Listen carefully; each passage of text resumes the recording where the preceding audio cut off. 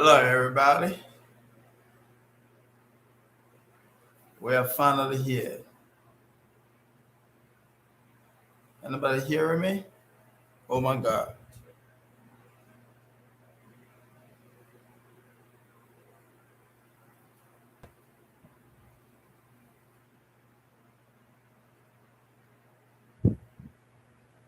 Anybody hearing me?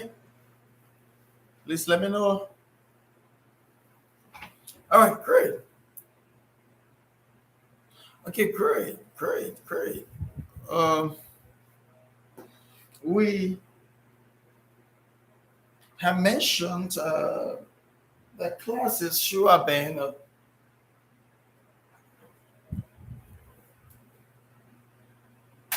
6 a.m. and normally we had about 10. So we sorry for the delay. Thank you for coming. Today we're going to be talking briefly about um, introduction again to uh, diplomacy, and then we knew we had a lot of you online, and most of our friends have left. We would like to review some of the things that we said for uh, refresher and quiz purposes or the test purpose. I hope we all are still studying our books. I hope we all are still studying our books. Please remember to uh, continue reading your book. It is important. Uh, it is important that we study our books to be able to make it transition within the test. Sis Ambassador Lawrence, if you can just put back or go back into the chat room and tell our folks that we have started, that would be great. We will appreciate it. If you can just step in the text room that we have started, that would be great. We've been talking about introduction to diplomacy. Uh, it is so much important for us to understand that diplomacy is needed in every sector of our lives. Diplomacy is so much important and is needed, whether in the business world, whether you are a student, you are a classroom professor, you are a diplomat in government, you are a representative, a senator, whatever you are, whatever you live, whatever you do, diplomacy is important. We also need to understand that we're having some bad diplomacy and some good diplomacy, or some bad diplomats and good diplomats. And today, that's some of the things we're going to be talking about, the bad of diplomacy. Uh, but since we've been away for a very long time, I will want to be able to use a couple of minutes right now to just to refresh us about some of the things we said. These are important questions or important points that I'm going to share or refresh us with today, so we need to think that in take them into consideration. Uh, we need to take them into consideration. Uh, if I want to, if we can be refreshed today, I want us to remember that I said before. Uh, and those of you who want to take notes, you can take notes of this. Those of you who have pen and paper, you can go ahead and do that. Uh, I said before, if I try to review from where we start, we said private actors, for example, uh, big big corporations like Amazon, uh, like Doctors Without Borders, uh, and an individual who got a lot of money that Bill gives, his wealth, Mandela gives. I said I would to do what they call people to people diplomacy. Remember in your book what people diplomacy is. So we got people to people diplomacy. A diplomacy that is concerned not just with papers, office material, but people. Diplomacy requires relationship, building relationship, keeping relationship, and helping in those relationships as the relationship progress. So we have what we call people to people diplomacy. Uh, I also told us before that we have more than 12,000 Americans who work in the foreign services.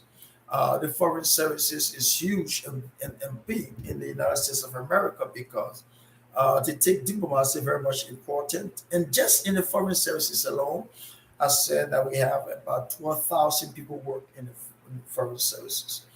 I also told us, if you can remember, I said that sociologists, psychology, and philosophy, all those studies cannot prove to us that people live together in big groups for functional reasons. Some people think that people have to live together for functional reasons, but when we look at our book told us no. Sociology, psychology, and philosophers, they all came together and said, no, we don't believe that people can live together in big groups for functional reasons. People can function by themselves, even though people need each other. But you can function as yourself. You can function within yourself. What I have to do with diplomacy? Uh, well, most of the diplomats have been functional or practicing diplomats all by themselves, uh, really having interest in their government interest and not in the interest of other people and other government. In fact, if we remember when we go back to our notes, our course book, it tells us that World War II was blamed on diplomats. World War II was blamed on diplomats because they discovered that the diplomats were only speaking in their interest, and they were not wishing the interest of the common people. Uh, and so that's bad diplomacy. Remember, I said by international law, if a diplomat are formally declared persona non grata, that means that person will have to leave the country. The person has been exposed, and anything can happen. Though, look, sometimes the countries may not just want the diplomats in or want you in as diplomat, or sometimes for unethical reason. Sometimes you are breaking the laws, the culture, the tradition for whatever reason.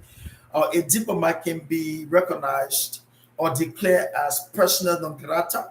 Simply means that person, that diplomat, have to leave the uh, receiving country. Remember, we have two countries in meeting in diplomacy. We have the sending country and the receiving country, right? If you go out into a country, the country that receives you become the receiving country.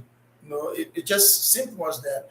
And you are sent up by your own country to represent them. So if you have any unethical behavior, anything that is wrong, anything that you did, breaking the tradition, breaking the laws, breaking the culture of another country where you are assigned, you will be pronounced or declared as persona non grata. That means, whoop, you have to leave our country. We don't need you anymore. Uh, in ancient China, we said, uh, and remember our notes. I said in ancient China, we're talking about introduction to diplomacy. In ancient China, uh, what uh, what what we call diplomacy to them is not diplomacy until uh, it's about what I want to say. Ordering. Okay, let me use the word. The right ordering of relationships. It must be between the empire and the lesser political groupings.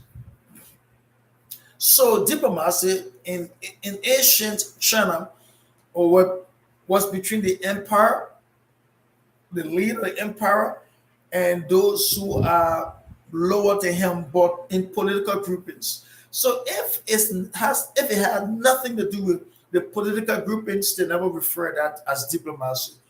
And that was the ancient China days.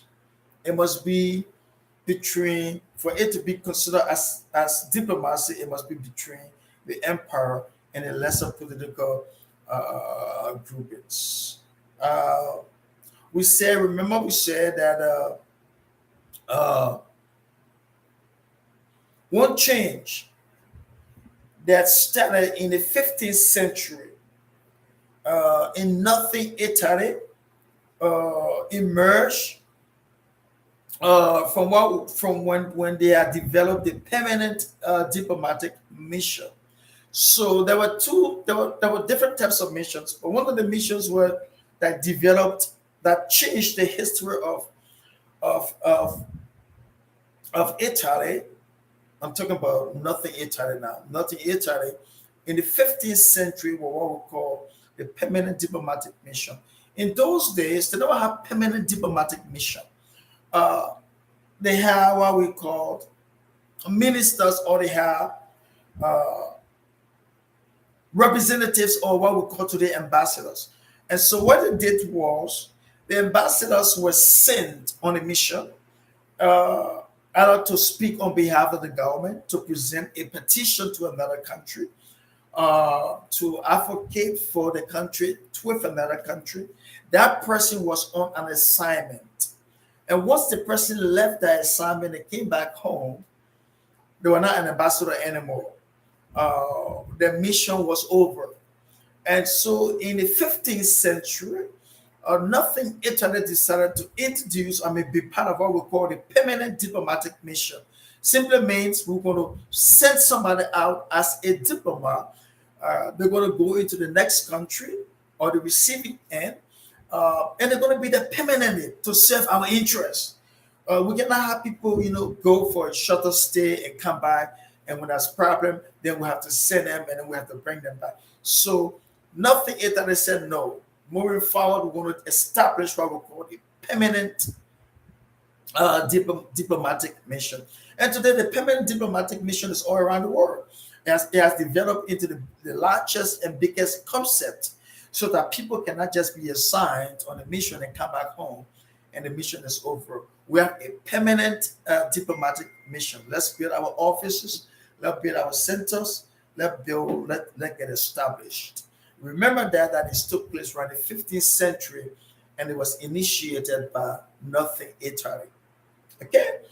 Um, we said, according to Ernest, my namesake, and Saturs, his definition of diplomacy involved two key words: intelligent and tight.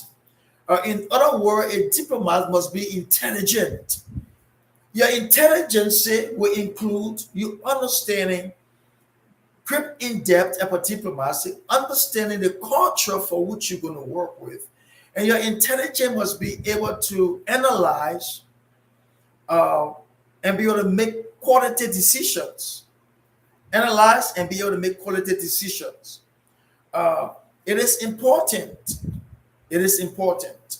So, intelligent and tight are the two key words that Ernest Stewart used when he tried to define diplomacy. In other words, Mr. Stewart said, uh, excuse me, Mr. Stewart said, uh, it is important to conduct diplomacy, and diplomacy should be official relationships between independent states. But if the states could work effectively, if the countries will come to understand each other, then our diplomats must be intelligent and they must be tactful. We all understood, but now we all should understand what tactfulness is, because we ask you one of our assignments to be able to define what it means to be tactful and explain to us. We all know that being tactful, we also, amongst many things, will also be, uh, will also get around uh, not just our understanding, but the way we perceive, the way we address, the way we speak, the way we talk, and handle certain issues with our intelligence, right? So tactfulness and intelligence for diplomacy is important. Yeah, I mean, folks, you cannot become a diplomat when you're not intelligent. You know, you have lost intelligence. When you're not tactful, you don't know how, when, and where to make decisions. You know, it's so dumb. Yes, I'm going to use that word again. Dumb. It's so dumb uh, uh, that we had we're talking about bad diplomacy now, and in today's presentation and moving forward according to your book, the leaders, the author of that book talk about bad leaders, bad followers, and bad media. Those are the three things, and it's not by mistake. We're talking about that today. When we remember just 2 weeks ago, uh, sorry, okay, Ambassador Lawrence, who there right now? Uh, okay, thank you for removing this person.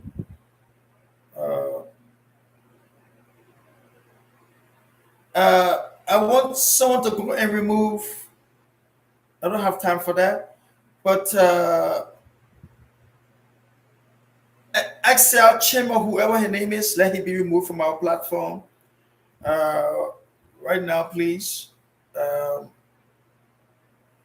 bad leaders, bad example. That's what I'm talking about.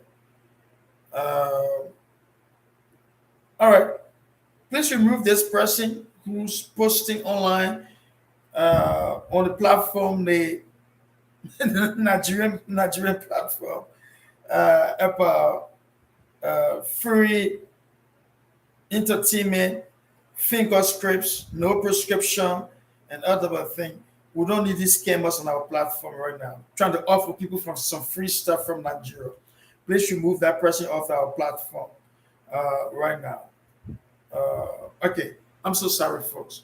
But let that person be removed right now who trying to offer free stuff and trying to scam people. Uh, but we do. Uh, everybody hear me? All right. Somebody said the battery is getting low due to power outage. Okay, we understand. We understand. All right. If you have any question, please just be typing your question as a lecture, and we'll go from there to answer these questions. Uh, any questions? Uh, don't forget to be typing in your questions. Trying to set up this. All right, but we were talking about a bad. We're talking about the three bad actors we'll be talking about. Bad leaders,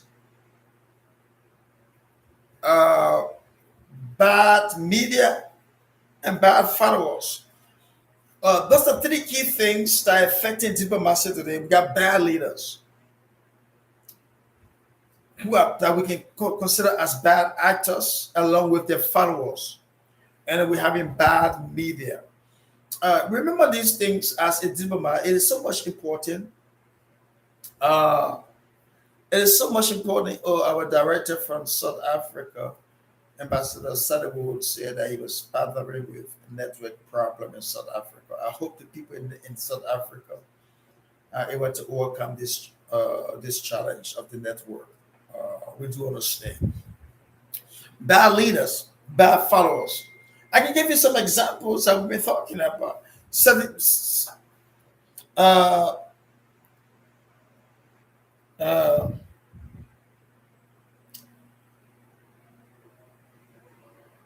uh,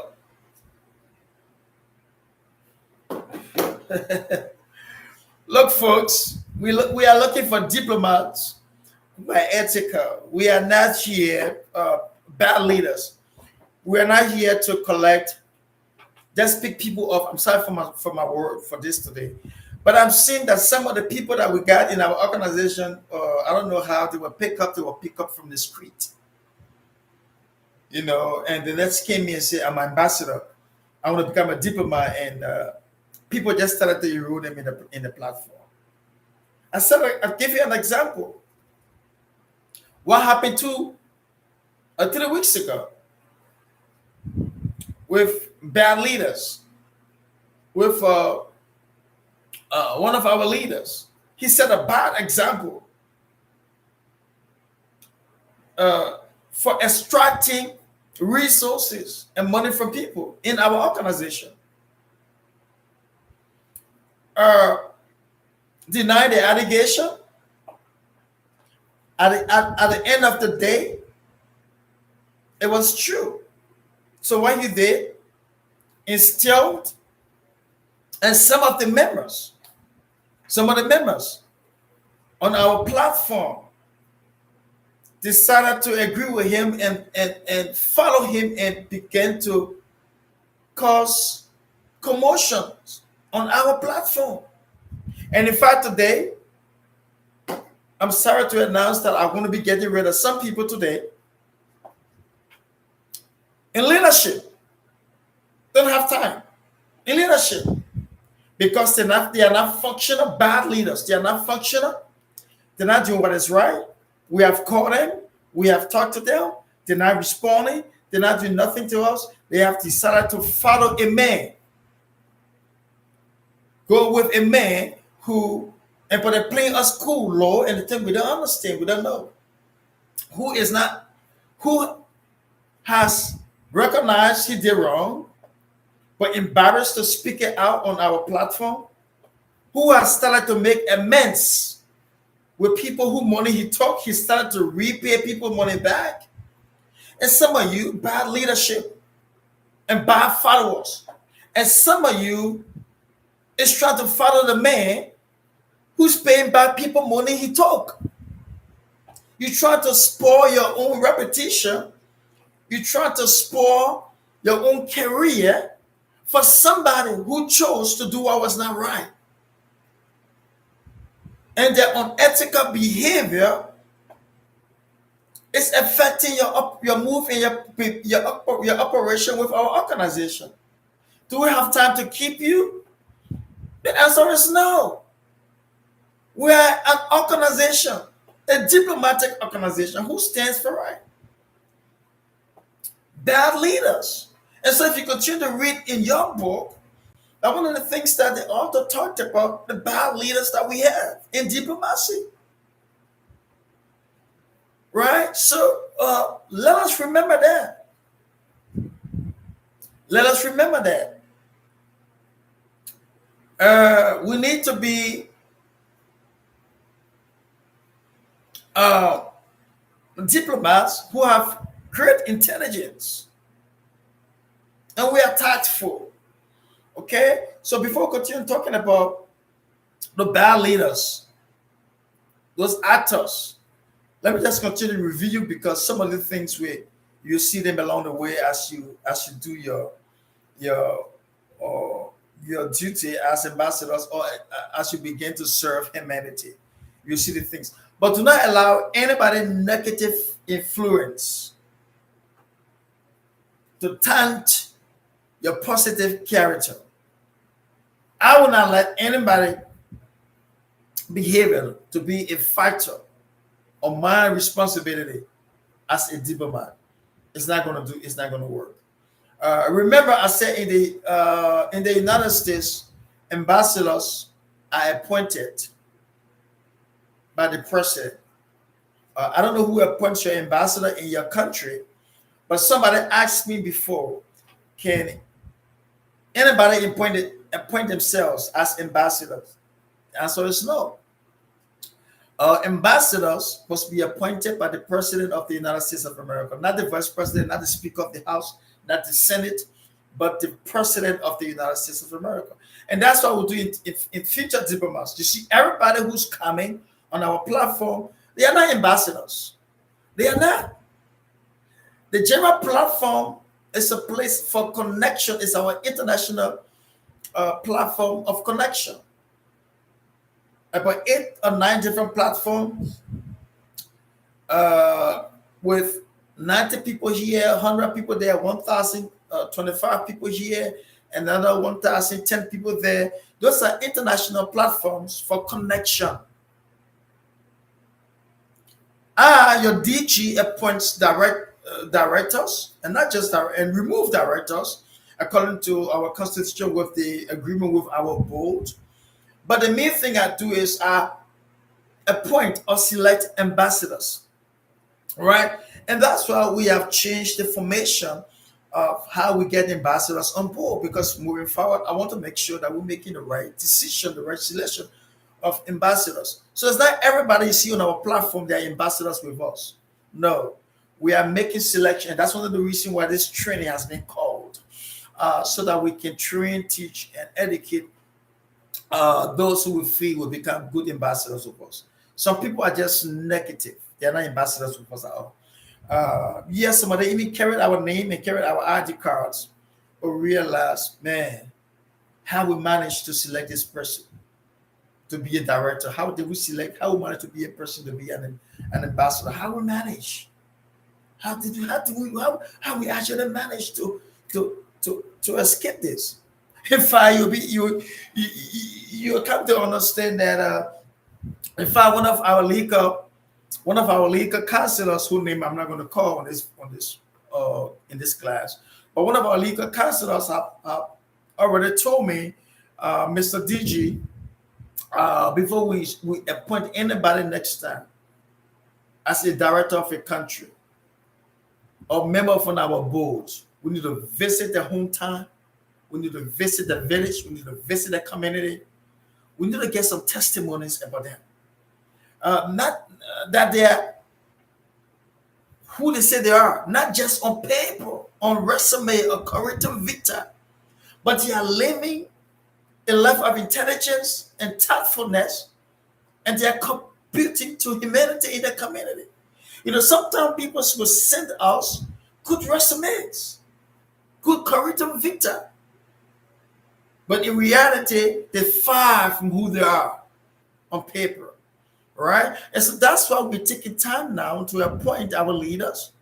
We're going to take time now to appoint our ambassadors, because we need to understand that.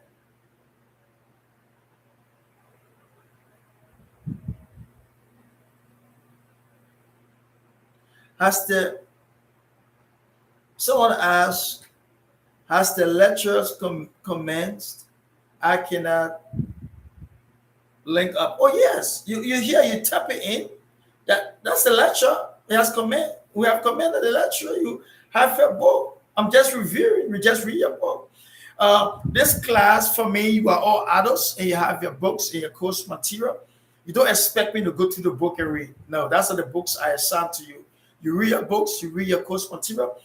I'm only come here to review, and you see people will be tapping in some of the things I say. Please take note of the things that people are saying and you don't understand, ask questions, because some of the things will come up, in your assignment. They may come up in a test question. They may come up in your final exams. And then when you miss the information, you may not do well, on the feed, when you go. Yes, the person is correct. Persona non grata, unacceptable and unwelcome in the receiving country. That's correct. That means persona non grata is that when you are pronounced persona non grata, you are not accepted. For instance, in the future diplomat, we use it as well. Persona non grata. If we announce you persona non grata, you are not allowed to be within our organization. You are excommunicated. You are not allowed to attend our conferences. We put on you. You have become one of those personal non grata. You are not granted the opportunity, you know, at our offices or to attend our conferences. Right? Just a rejection of you. But I was seeing that in the United States of America, uh, ambassadors are appointed by the president, right? Not the Speaker of the House, not the Senate, not the Vice President, but the President of the United States of America. I said before review that uh, America, the U.S. has about 265 diplomatic missions around the world. 265 diplomatic missions around the world. Why the United States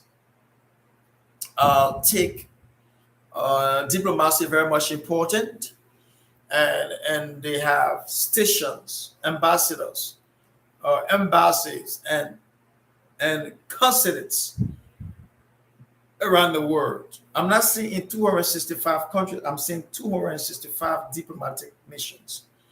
Reason being, in a country where you have an embassy in a big country, you don't have three, four, five embassies in a country. Just so you can remember this, or you have one embassy, but you have consulates, right? Smaller offices where diplomatic officials can work under the direction of the embassy and the description or direction of the ambassador.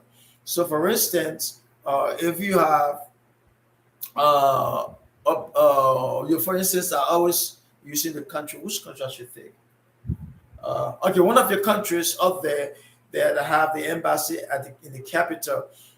Sometimes you have in different consulates, local offices where you can go to seek other services and inquire for visas and things like that. Many times, on many occasions, the visa is issued from the embassy, uh, uh, and you can get some visas at the consulate when the embassies have issued your visa and assigned it to the consulate. So the United States having about 265 consulates around the world. Uh, so, any question? Remember, I also said that presidents and prime ministers also do what we call summit diplomacy. Remember summit diplomacy because it's important. The president does not just meet with anybody. The prime ministers will not just meet with anybody. But when they go to the United Nations conferences, when they have their own, they go to the summit, what they call the summit, the presidents and the prime ministers do diplomatic work with the different people that they meet along the way, especially at the summits. And so it's called summit diplomacy. Summit diplomacy are only things that the president and prime ministers can do. Remember that. We said the history of diplomacy before diplomacy became an extension of our different countries and programs or our foreign ministry. It was interesting to understand that the Pope, the Pope of the Roman Catholic Church, or we call it the papacy, made most of the decisions for most of the countries, especially the Western world, made a decision when it came to diplomacy. The Pope decided who to represent his countries, who could represent Rome, who could represent Italy, who could represent France. The Pope appointed and people decided to, and when they come into the Pope, they would send people to the Pope to represent. Because remember that papacy, or the office of the Pope at that time, was the highest political office in the world. Oh yes, maybe most of the thing is religious, but it's the highest, always the highest political office in the world. The Pope, the office of the Pope, papacy led the world, right? Led the world. He was the Papa for the church, also Papa for the world. And so he appointed people who, from those countries to join the Vatican, to come into the country to decide and to make decisions for the country. But then the Roman, so the Protestant, now diplomacy goes back to the Bible, my people. Diplomacy goes back to religion. Understand this. The papacy, the Pope, was the highest decision making body politically for the nations. The nations went to meet with the Pope. The nations decided, depended on the Pope or papacy to make decisions, right? And restructure nations and directed the world, right? And so it was important. But but the Pentecostal came along the way, or the Protestant, I use the word, the Protestant came along the way, and they saw it was necessary for countries to start sending their own representations and not waiting for the Pope to make those decisions for them. And that was the break in and the change in diplomacy. And they base the decision on one thing. They said that grace, they said yeah that the sovereignty, they have what they call the sovereignty acumen in diplomacy. Those of you want to take note, the sovereignty acumen in diplomacy. So the sovereignty acumen in diplomacy suggested that whoever shall rule the state or the country, they should be ruling by the grace of God and God alone. This was a statement that changed the diplomatic history of the world. The Protestant came in and said that we have an acumen. What is the acumen? Everybody had the right to represent their own country. Every country had the right to send their own people. We cannot depend on the Pope alone anymore. We cannot have the Pope to make decisions for the world. So what we're going to do is that we're going to have this acumen that everyone who ruled or make decision must make decision by the grace of God and God alone. What they were saying to us in diplomacy, that everyone is equally equal before God, and every nation has the sovereignty, every state has the sovereignty or the will and the right to make their own decision. We cannot wait for the Pope to make a decision for us. We cannot depend on the Vatican. France, now we want to make our own decision. So remember, this is called the sovereignty acumen or agreement in diplomacy. Sovereignty acumen in diplomacy. I hope I'm not talking to myself because nobody is tapping and commenting. If you hear me, please just tap in and say, I'm hearing you, so I cannot be talking to myself. I've been talking for, I think, about 38 minutes now.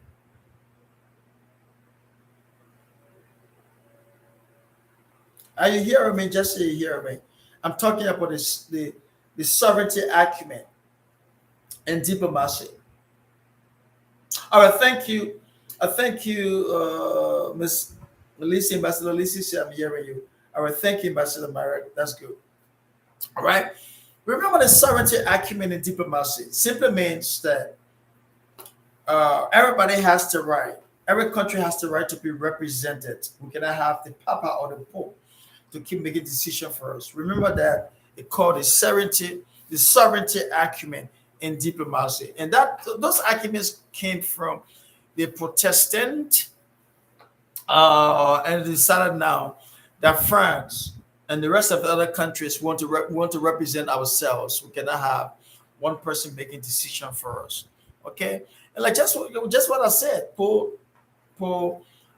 decision making. People don't understand that they have the sovereignty acumen in their lives, that they can make decisions for themselves. Even on our platform, one negative behavior is having negative influence on other people. Other people will see someone who's doing wrong, and they want to follow that person's wrong, obey that person wrong, and do what it's doing. You have a sovereign right as an ambassador to do what is right.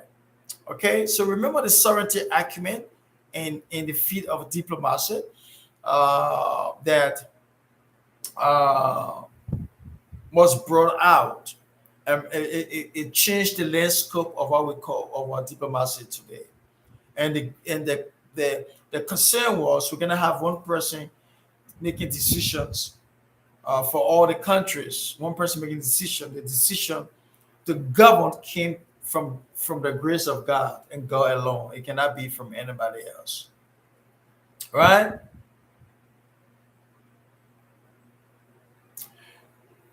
All right. Any question so far?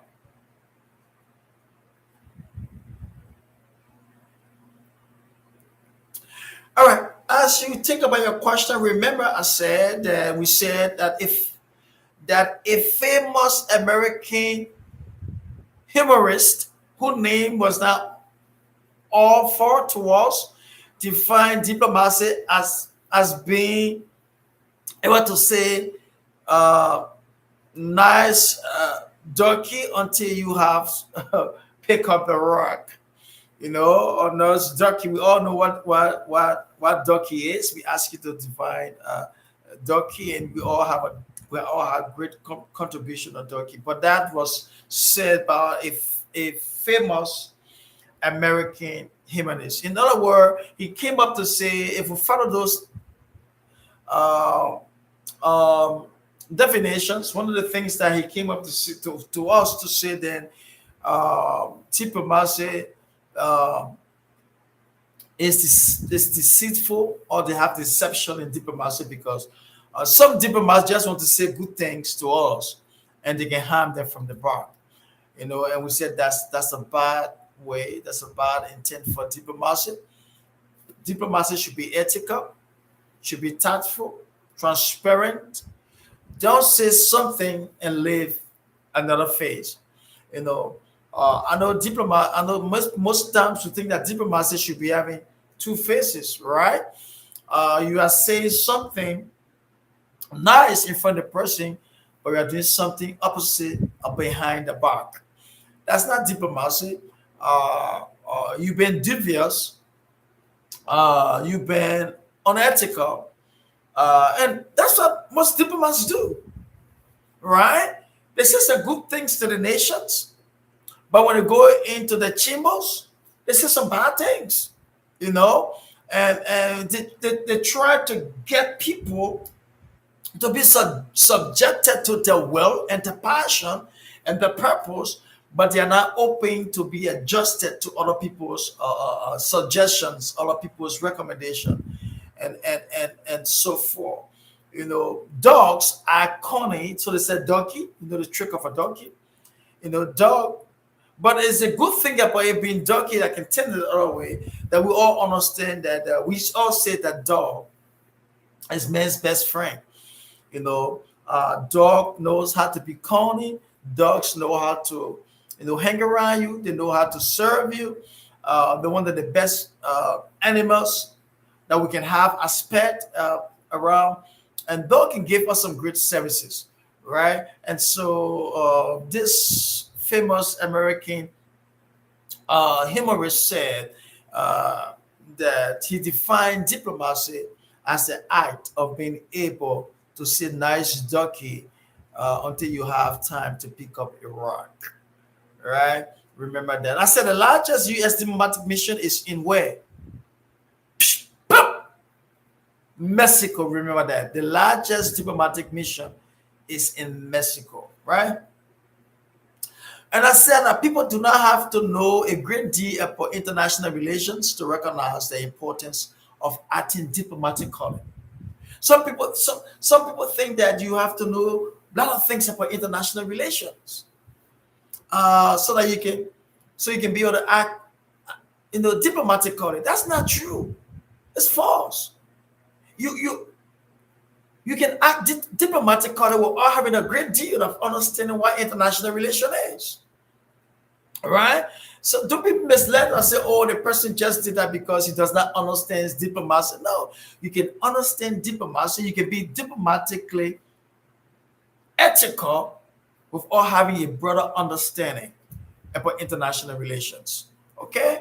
So ethics is important, understanding diplomacy is important, and being diplomatic has nothing to do with you having vast understanding of international relations. Okay? Uh, I said that context affects dimensions. Remember this one. Context affects dimension. You know, the context of what we say, the context of what we do as ambassadors, the context of our behavior can affect, you know, uh, our level of operation. The context of what we do can affect our relationship with other people. So our context in diplomacy is important. Fear me, folks. If I cannot say anything to us, I can say this: that our context as diplomats is important, and the context can be in things that we say, things that we do, places we go. It can be reflected within our context. Context, context. So context is important in diplomacy.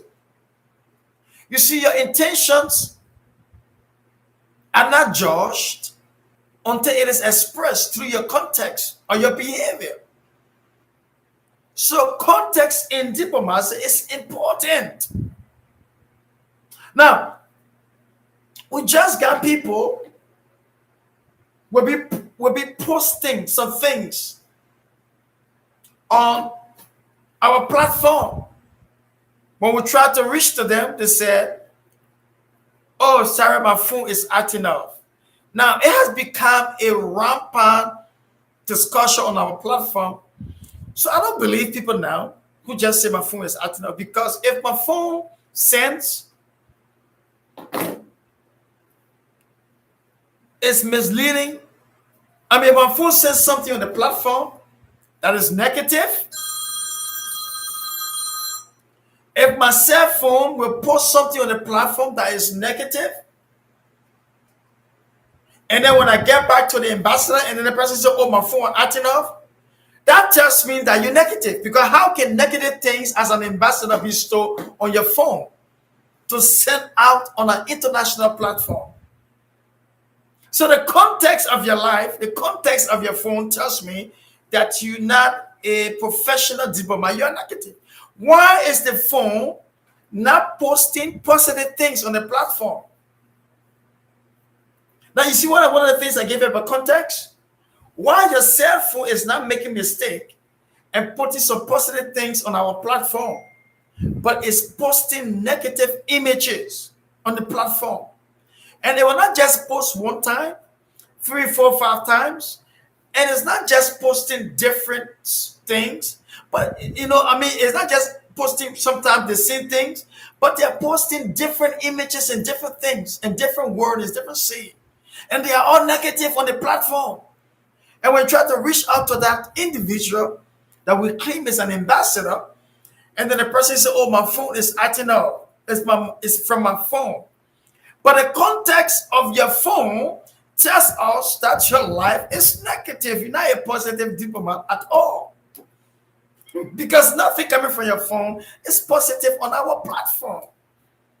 So you see, your context is important in diplomacy. What's the context of my text? What's the context of my intention? What's the context of what I'm saying?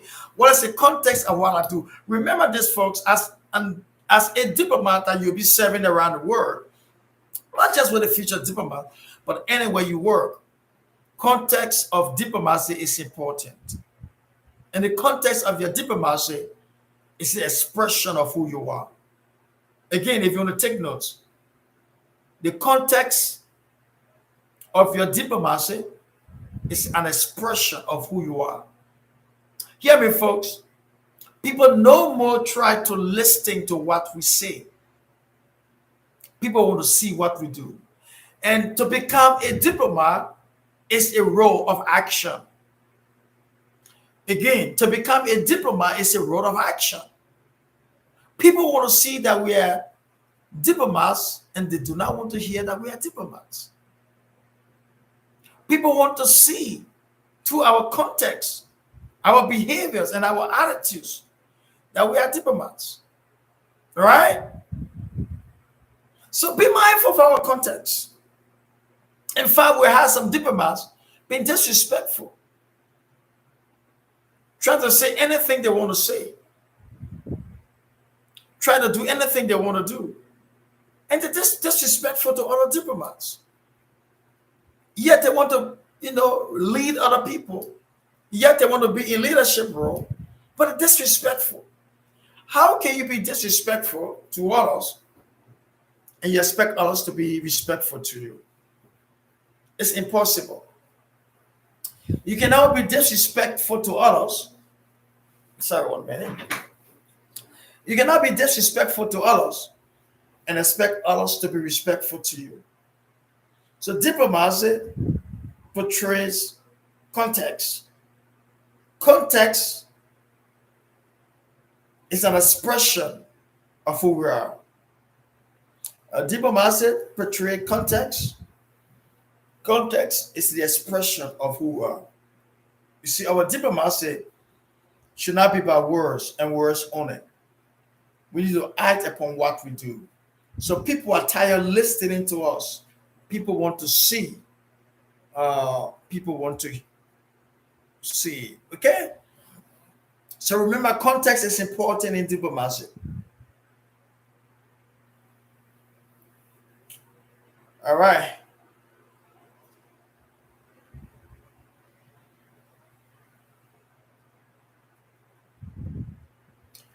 Any question?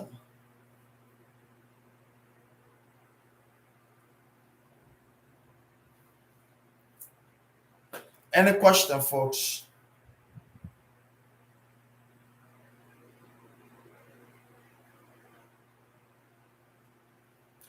According to our textbook, when states or countries and other international actors communicate with one another without no process of communicating itself become a source of what we call diplomatic relations. Understand what diplomatic relations is?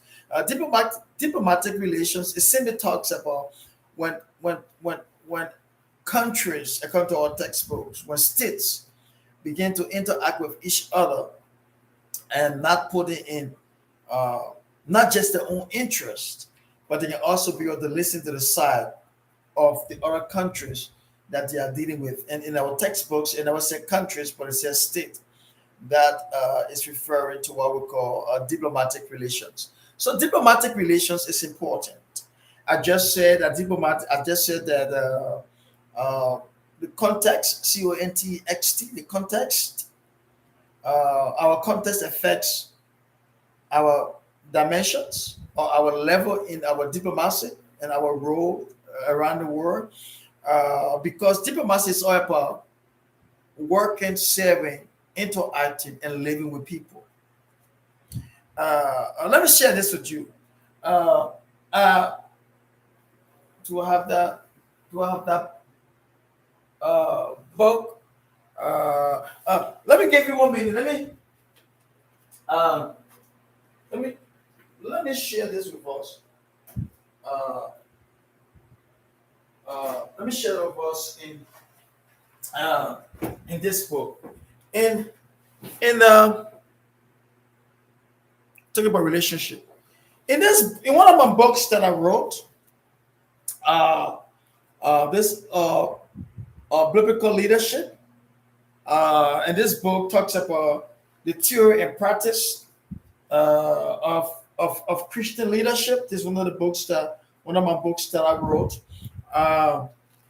In this book, it is important that I talk to leaders, but I talk to them from a diplomatic standpoint. And some of you who need a copy of this book, you can let me know. We can talk about that. In this book, I talk about diplomacy, but not meaning diplomacy. I talk on leadership from a business perspective, from a diplomatic perspective, from a church leadership perspective. Um, and in this book, I talk about some factors that are part of our diplomatic role, right? Uh, in fact, if you look here in model one, to the context, table of context, if you look down into model one, I said here that I said that uh, leaders are people.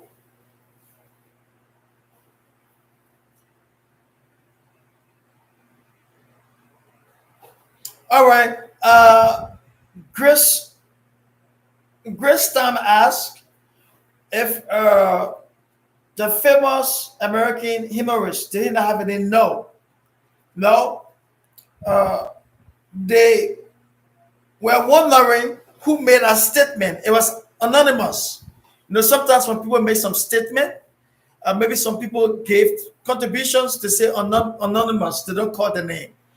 So that's why he was referred to as a famous American humorist, right? He made a statement, but he did not have a name to be included, right? And so that's why they refer to him as that.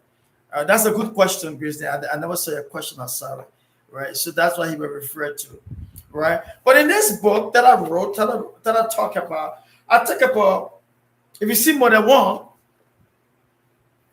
I said people. Diplomats, hear me, folks.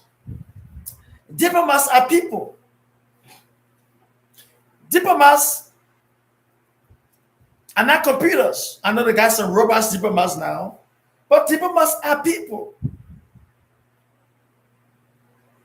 Diplomats should appreciate people. Diplomats should live and work with people. And there's the same thing in leadership. Leaders are people. Leaders must be able to interact and work with other people. You can never be an effective, cohesive, and decent leader if you think that you are running the show alone. Nobody helps you make decisions. You don't consult anybody. You are a dictator. You're not a leader. Hear me, folks. Our leadership is important as diplomats.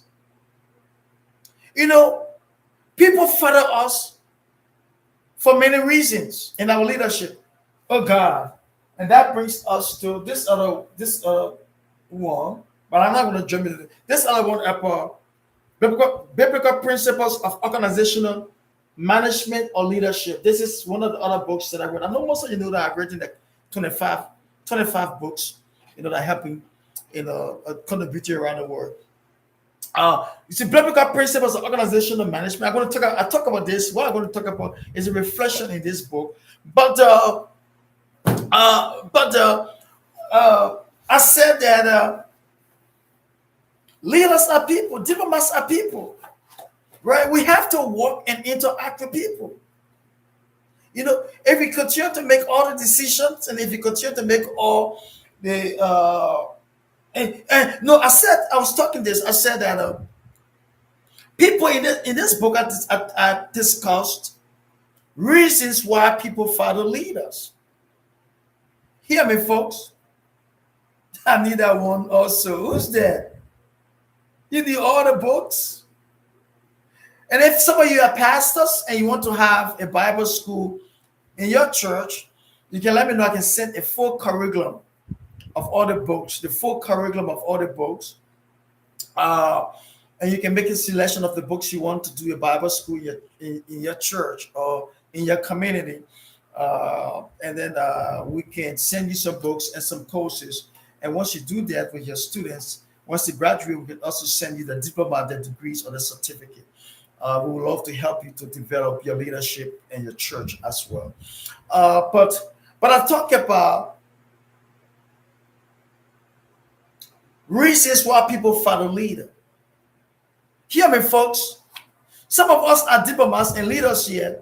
Some people will follow us not because we are leaders, but some people follow us because of fear. Fear. And if people follow you because of fear, and they are not expressing it to you, but they follow you because, well, I just have to do it because he's the leader. I just have to do it. And they follow you because of fear, then you're not a productive leader. Because you want to produce people who are going to be like you, and you want people to follow you not because of fear. You want people to follow you because of your ethical role, and you are a role model in your leadership to them. So when people follow us sometimes because of fear, you may see a follower having thousands of people following him. It's not because they are subjective to the leadership. It's because they are subjected to him out of fear, or to her out of fear. All right? Leaders are people. Leaders must deal with people. And that's the thing that I'm talking about diplomats. Diplomats are people. That's what's called international relation. You are working and dealing with people from different countries, from different places. So it is important. And that's why in our course book, the author talks about bad leaders. So some people are following us not because our leaderships role to them are functional enough for them to follow. They follow because of fear. Some people follow because that's the only option they have out of fear. If I don't follow him, he's going to kick me off this organization. If I don't follow him, I'm going to lose my job. If I don't follow her, she's not going to give me what she's supposed to give me. So I'm following out of fear. And if you have people following you out of fear, you're not a reproductive leader. Right? People are following out of fear. Yes, a leader must lead by example. So in this book, I thought about our leadership role, right? Leaders are people. Leaders must appreciate people, and growth should be part of our leadership. Growth should be part of our leadership, and growth should be part of our ambassadorial leadership. And you hear me?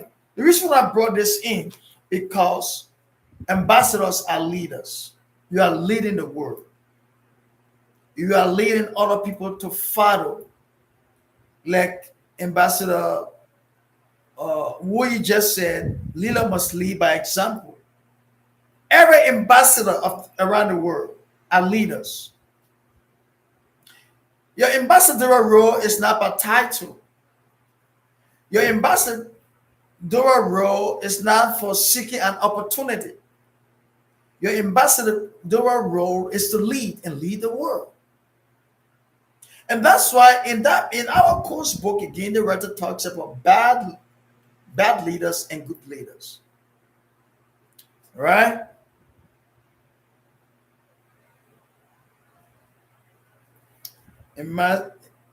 Ambassador Emmanuel Yukar said, Ernest, the network is so bad here. I'm so sorry. We cannot help you on that one, Ambassador. You see, so I talk about, in this book, I talk about, you know what? People, unit 2, or model 2 task, model 3 goals. These are just the 3 things that great leaders have to achieve, can do if they want to achieve.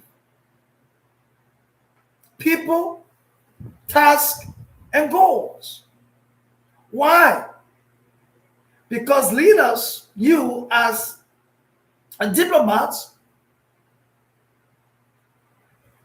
you are working and leading people, not computer system. You must be able to appreciate your people you work with. And you must grow in your leadership. That's about people. Leaders who are not growing, ambassadors who are not growing are dying. Growth is an expression and extension of our leadership capacity. That's why every ambassador will be encouraged to attend an institution, a school that is helping you to grow in your ambassadorial role. You'll be able to grow. So three things are important, should be important to ambassadors, should be people, should be tasks, and should be goals. Again, three things should be important to every leader or every ambassador should be people, tasks, and goal. If we look at tasks in this book, the task talks about leaders must be able to plan. Ambassadors must be able to plan. Plan your ambassadorial operations.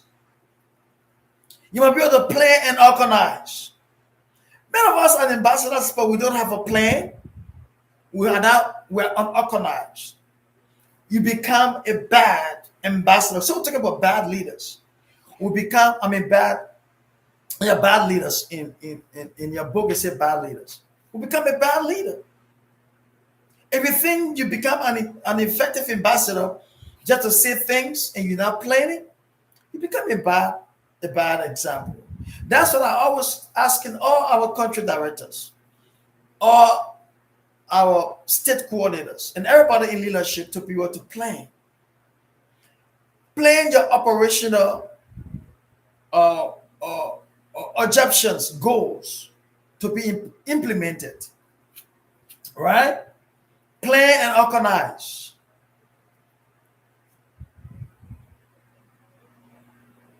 Plan and organize.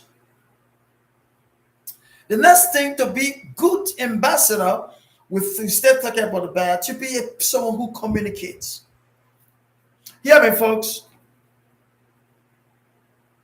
Nothing is effective and efficient as an ambassador outside of your communication skills. If you don't know how to communicate, nobody wants to follow you. And if you don't know the effectiveness of your communication, you are losing your leadership ability amongst your people. Have you heard that leaders will sit down or ambassadors will sit down and say, well, I'm not getting this done. I'm waiting for someone to do this. How are you communicating with the people who are following you? How are you communicating with the people? So we're talking about to become an effective and good ambassador or good leader, you must be able to communicate. The effectiveness and efficiency of our communication is important. And here, communication is a two-way street.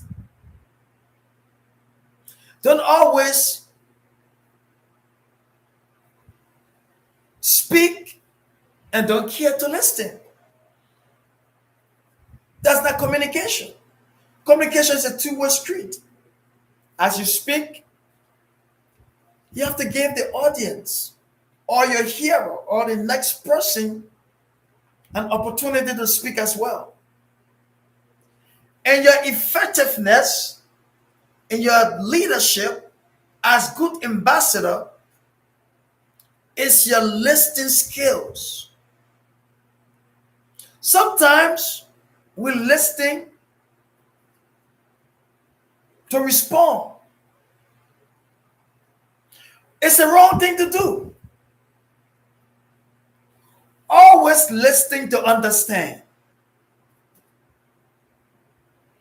Good leaders, good ambassadors, we're not listening to respond. They're listening to understand. Because ambassadors must understand the needs of others. Don't just respond initially to a need. If you understand what a person is going through, if you understand what the people in your country is going through, you'll be able to find the best solution to the problems.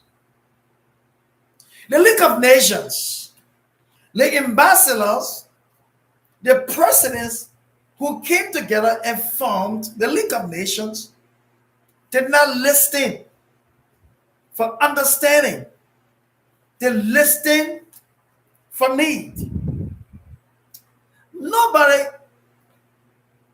may have told me this. But just from studying and making research on why the Lincoln Nations was founded. The Lincoln Nation was founded because they wanted to end World War One. And so the Lincoln Nations at that point in time never had time to listen to the need. Understand the need. They wanted to solve a problem. And so the Lincoln Nations was founded and then they ended World War One. But because they did not have time to listen for understanding, they solved World War One, but they never had a preventative measure that we can take if this reoccurred.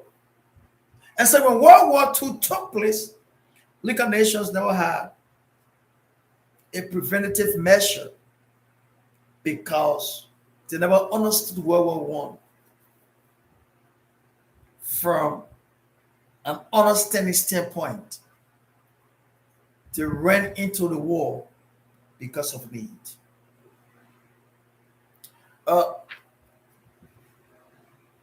Do you have someone work in your office? Do you have someone work with you and don't care to understand that person? Or that person does not care to understand you? But you just work together? Your working relationship would be bad. It will not be fruitful. It will not be reproductive. In fact, some of our people were trying to interview for director positions in our organization, and at the interviews, they saw how direct, I was at the interview. They said how I took it very seriously. And some of them went back after the meeting, contacted our international director and other directors and said, whoo, the DG is not easy, he's too tough to work and deal with. And the international director, David said, no, if you understand him, he's one of the best person I've ever worked with. If you understand the DG. You see, understanding is important. And that's why we'll do everything we can do to build a relationship of understanding. Someone said qualities of a good leader include influence, empowerment, communication, wisdom to lead, ability, and capability to lead. That's great. But those words, that's great contribution, Ambassador Titus. Influence. Oh, but come on. Leadership is all about influence. Influencing others to do your job. That's leadership. You see, I always say to be one of the best leaders, you should be able to influence your followers, but not in a negative sense, in a positive way.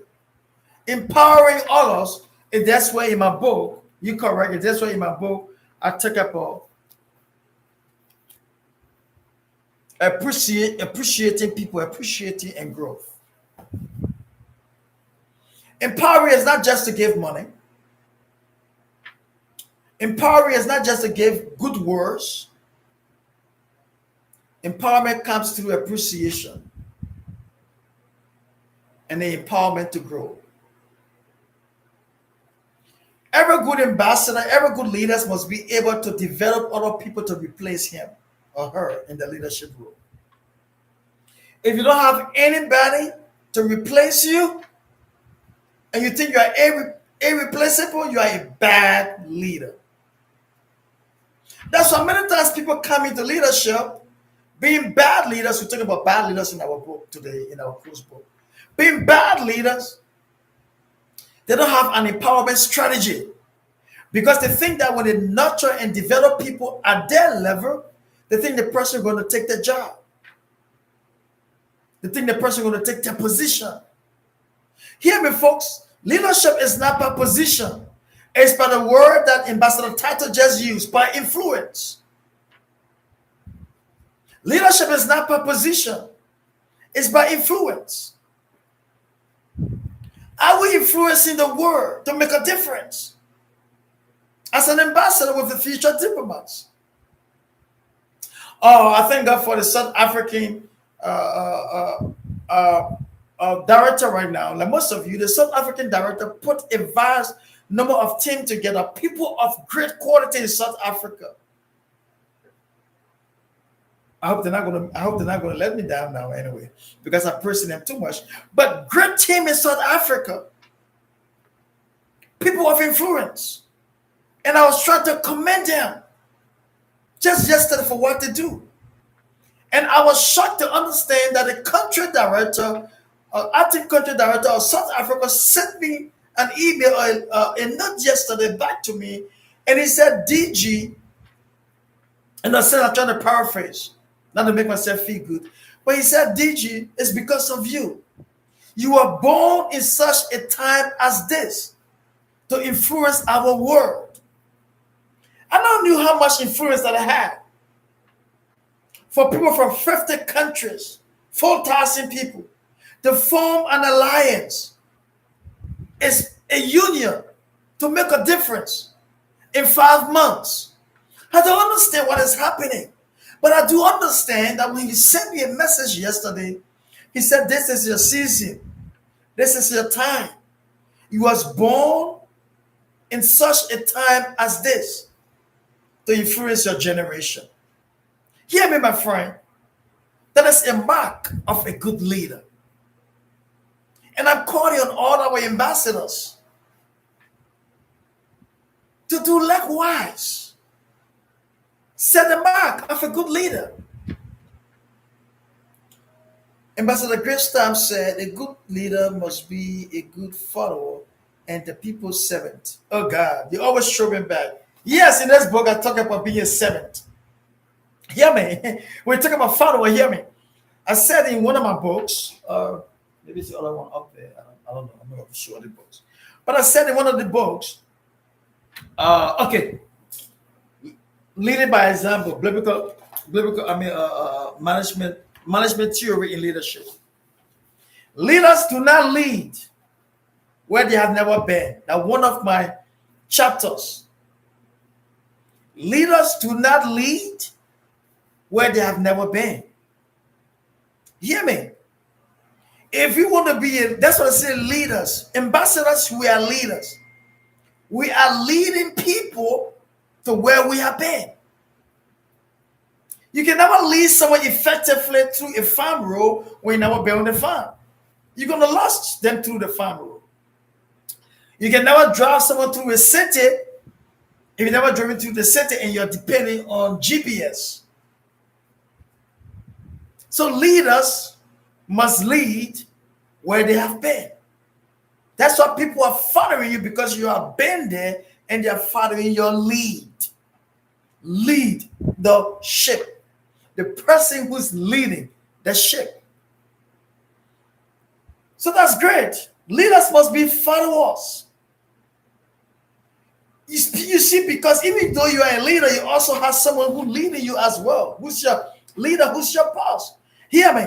If you are a leader and not following anybody, then you are not a follower. And if you're not a follower who follows someone else, you cannot lead effectively. So ambassadors, look for people to connect yourself with. Good ambassadors who are leaving legacy and setting examples. To like anybody on our platform who consider themselves to be an ambassador, you follow them. You are following some of the wrong people. That's why some of you are making wrong decisions. When someone is unethical, then you say, well, I'm leaving because the person left. Come on, go with them. But they are setting the wrong example and you are following the lead because somebody may want to be ethical and think that the person has done what is right. Bad leaders, bad discipleship making, right? So we must be able to communicate. And hear me in this one.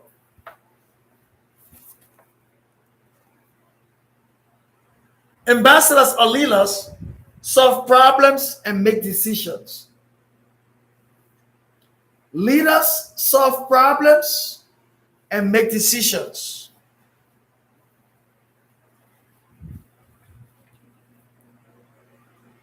It's important for ambassadors to be able to solve problems. That's why we're ambassadors. So if you have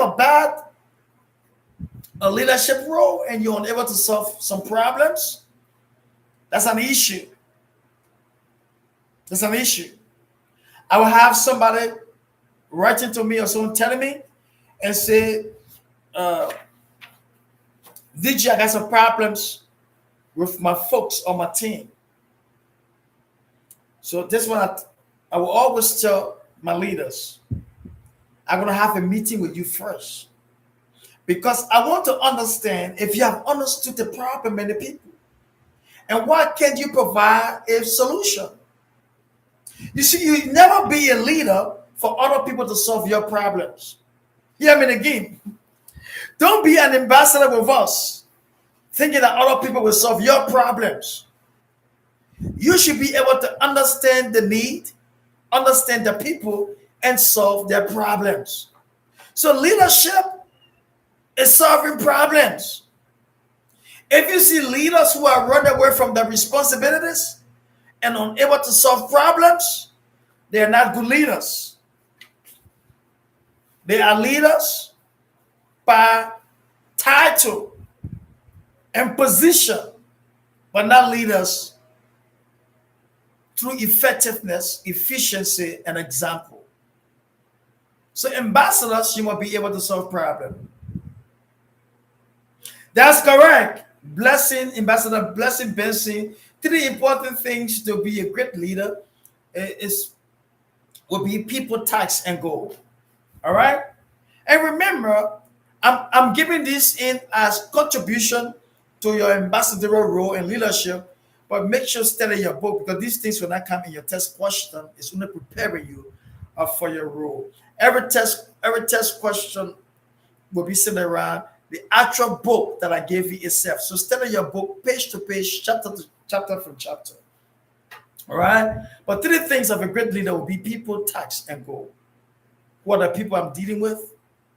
Am I positively affecting them?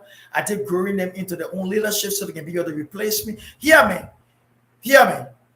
Again, I said, if you don't have anybody to replace you in your leadership role, you are a bad leader. Right? I don't expect to be the DG for the future diplomats the rest of my life. And even if I have left, look, I want to retire someday.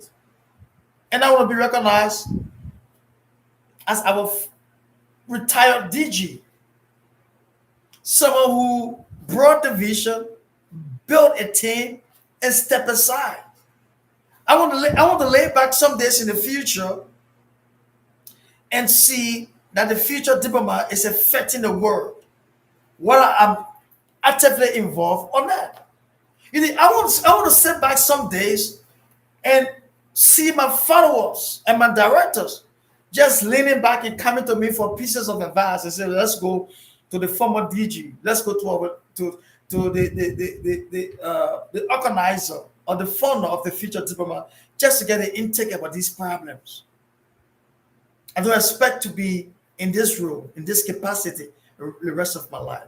And that's what I'm trying my best to develop other capable directors who will take over from me in the future. You see, I don't have to be dead to step aside. I don't have to be charged by law with unethical behavior to be removed. I can step aside and give other people the chance to lead this growing organization. Hear me. I have the vision, I have the dream, I have the passion, but there are other people, I believe, who are capable and able more than me to run the future diplomats. Anytime a leader thinks in this faction, he's willing to adapt to change. He's willing to incorporate people who are qualified more than him. Hear me. I see some of our leaders in this organization, fearing to incorporate people who are smarter than them on the leadership team. I've noticed some leaders who bring in people on board who can only influence and control.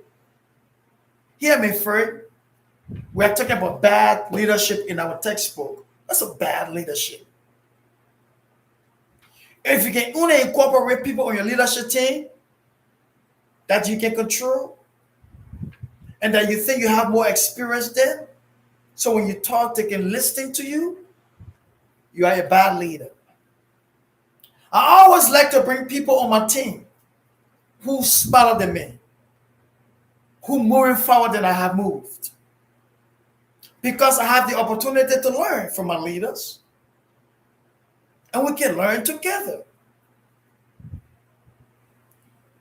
That's the extension of our leadership. All right?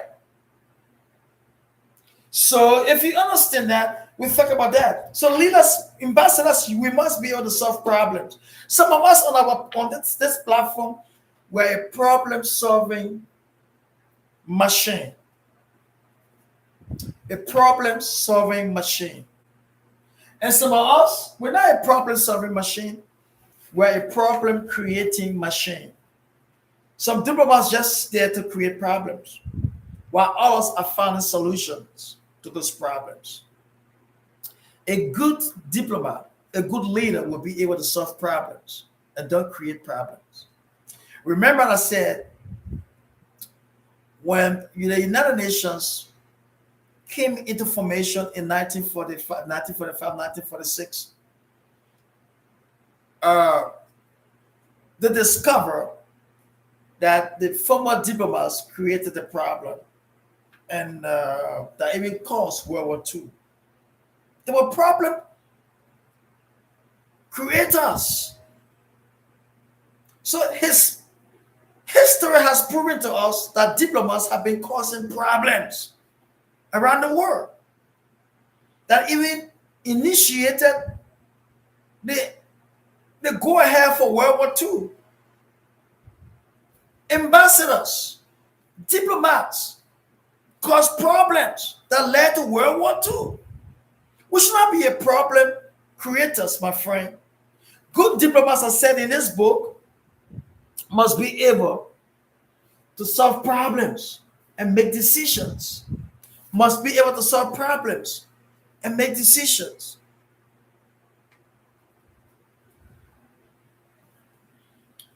Yes, Ambassador Dana Joe, a good leader must have a listening ears. That's what I talked about that. I said communication both ways. Sometimes be quiet and listen. Don't just speak.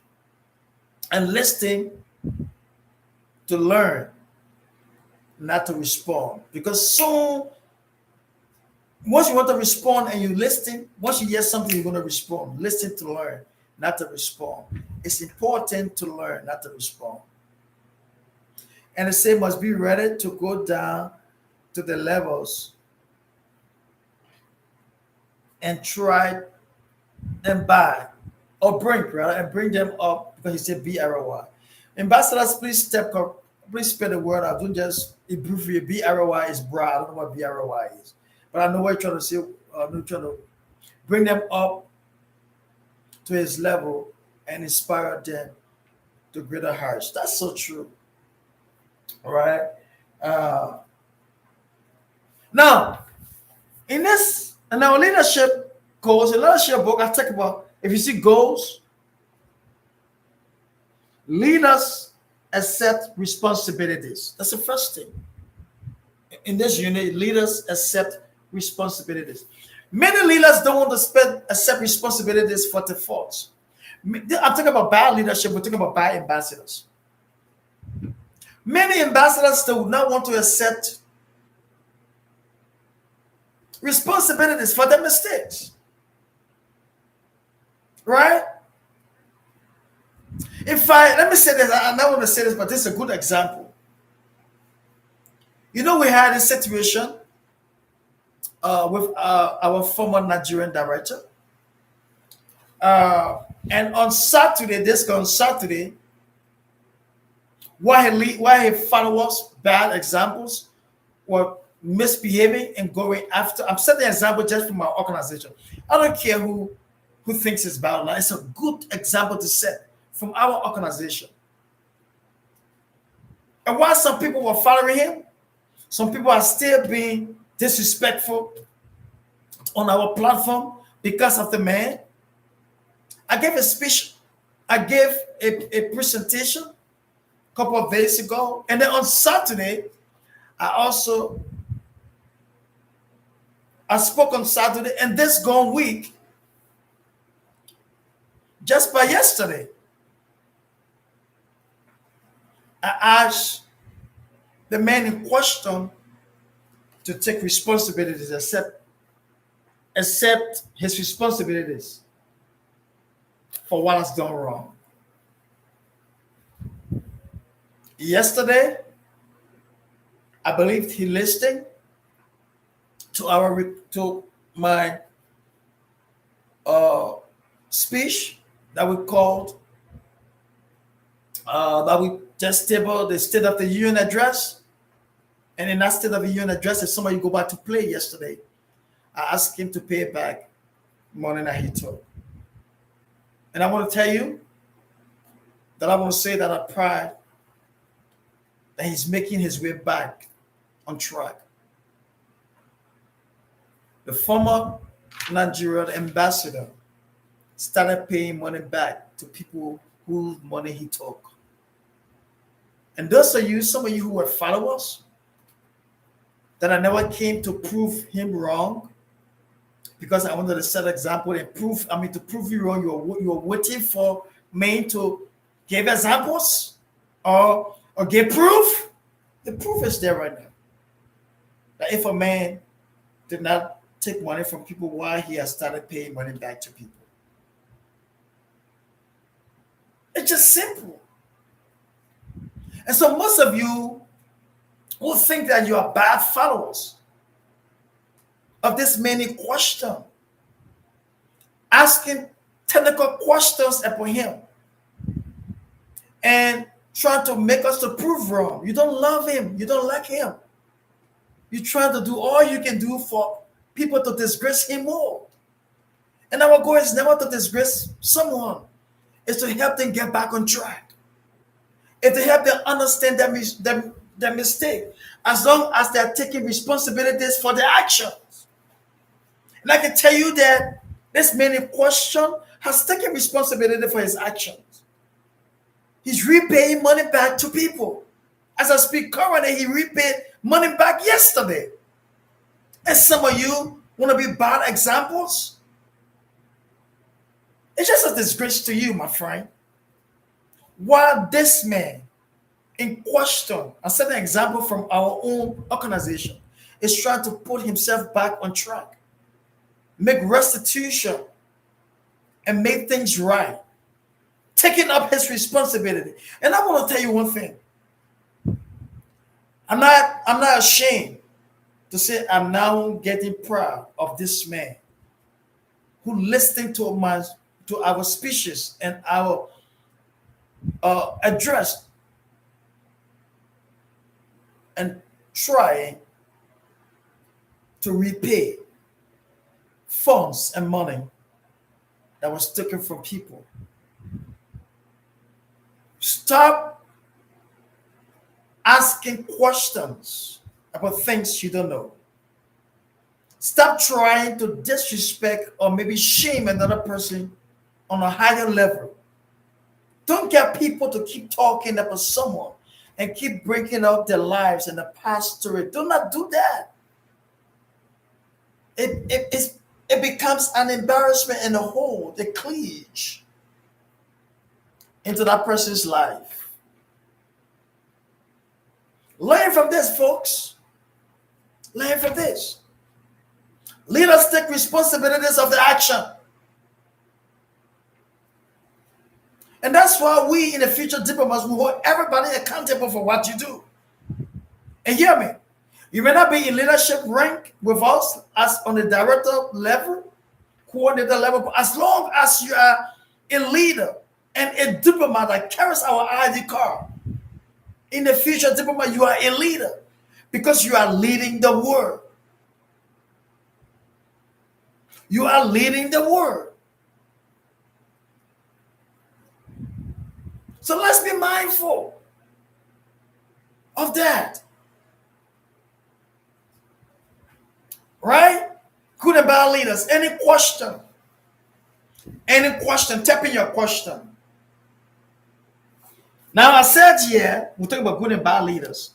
Leaders work towards objectives. Ambassadors, to be good leaders, what are your objectives? First of all, why do you want to become an ambassador with a group of people? Do you want to become an ambassador because you need a title? Do you want to become an ambassador because you need an ID card? Talking about leadership. Why you think of becoming an ambassador with the future diplomats? Why you think it is necessary to fly the flag? Like I have my flag sitting in my office. Why do you think it's necessary to have this flag connected to your life?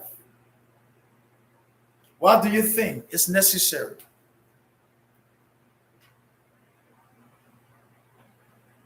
Why do you think you want to become a leader? Yeah, I mean, ambassador simply means are people who are leading the world. Oh, I forgot to show you this other flag. Simply means, come on, Ethiopia. We are ready for the Ethiopia conference. Everybody see this flag? Have I showed it to you before? Just to make the class encourage you right now. Prepare for the Ethiopia conference in December. Ethiopia, we are proud to fly your flag all around the United States of America because you and the future diplomats have gathered into an agreement to host one of the biggest international conferences for ordinary people in Ethiopia. Our conference in Ethiopia going to be one of the biggest conferences for ordinary ambassadors. I'm not talking about presidents and diplomats, but ordinary ambassadors. It's going to be one of the biggest conference. So the team of our team get ready, diplomats get ready, but it's important.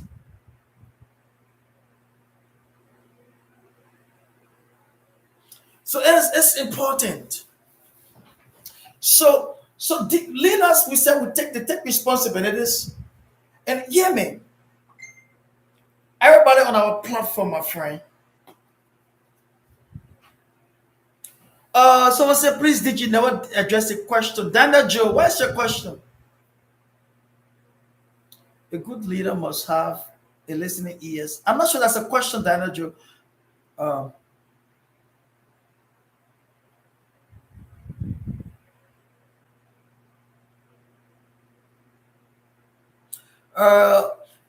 Ambassador Daniel Joe, can you bring back the question? I'm not seeing the question. Maybe I skip your question.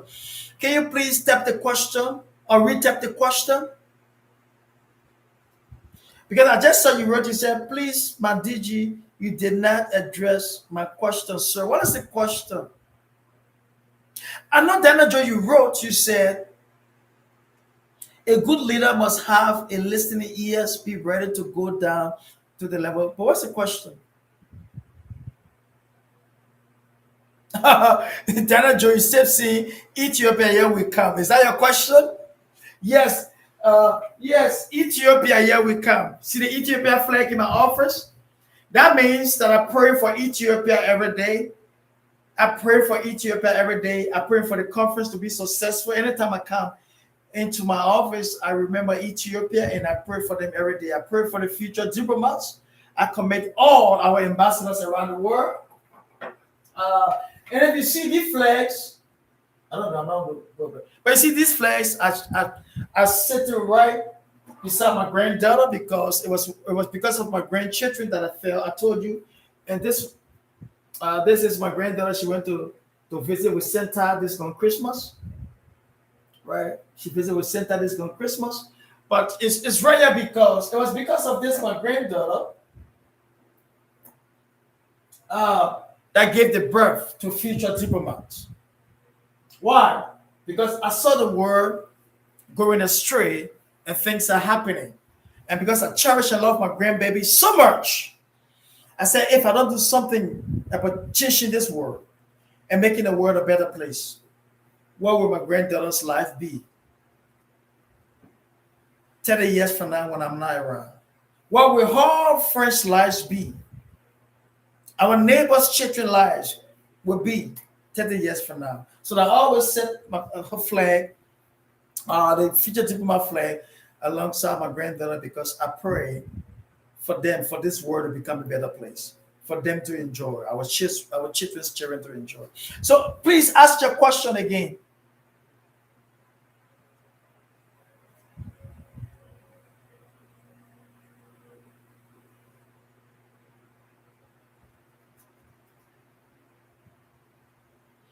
Oh,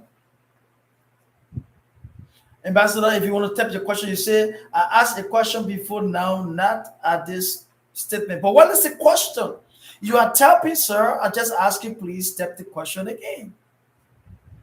Because the question may be way up and I was lecturing. I'm so sorry.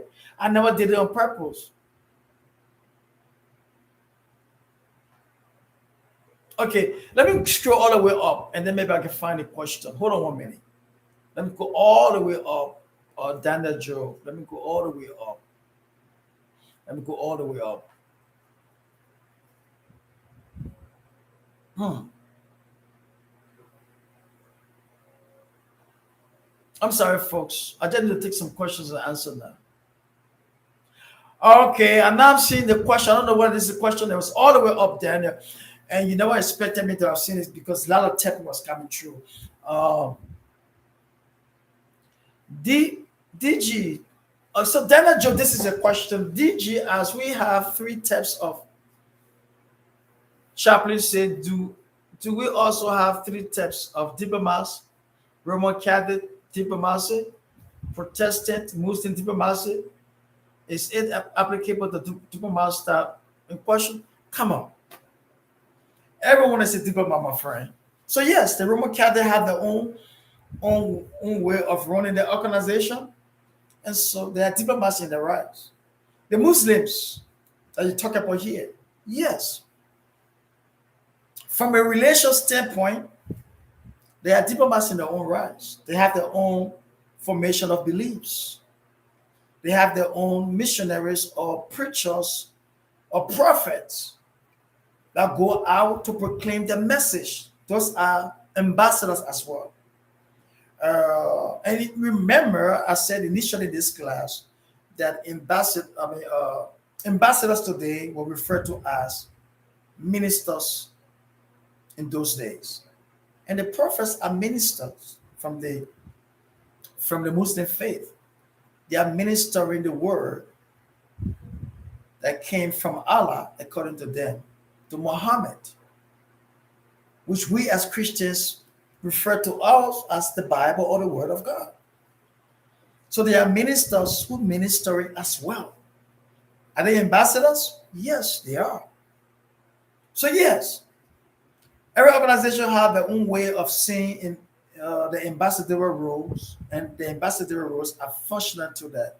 Besides that, they have some good Muslims who are just who are contributing to humanity, solving problems, working with people, having question to people's lives, and making a great difference. They are ambassadors as well. And that's why on our platform, we do incorporate the different relations. We have Muslims, we have Christians, we have Buddhists, we have whatever. Because we all are ambassadors, making the world become a better place. Don't get me wrong. I am a Christian.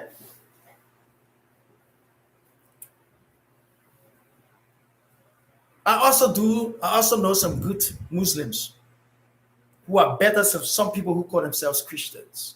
No, I'm not bringing my Christian faith down. It's not everybody who takes the Bible and walk in the street are Christians. Not everybody who take the Bible to preach are preachers. Not everybody who give themselves the title pastor are pastors. Pastor, let me just, I don't want to jump this class. I just want to ask you a question because if you look at, and that's a good question because ambassadorial roles, like I said, initially from the class, started from Bible days. Uh, Initially, a month or so ago, we talked about uh, ambassadors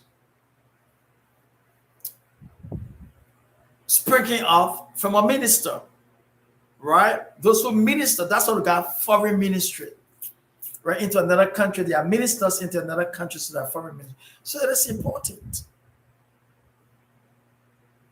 And let me set an example again with us pastors or Christians.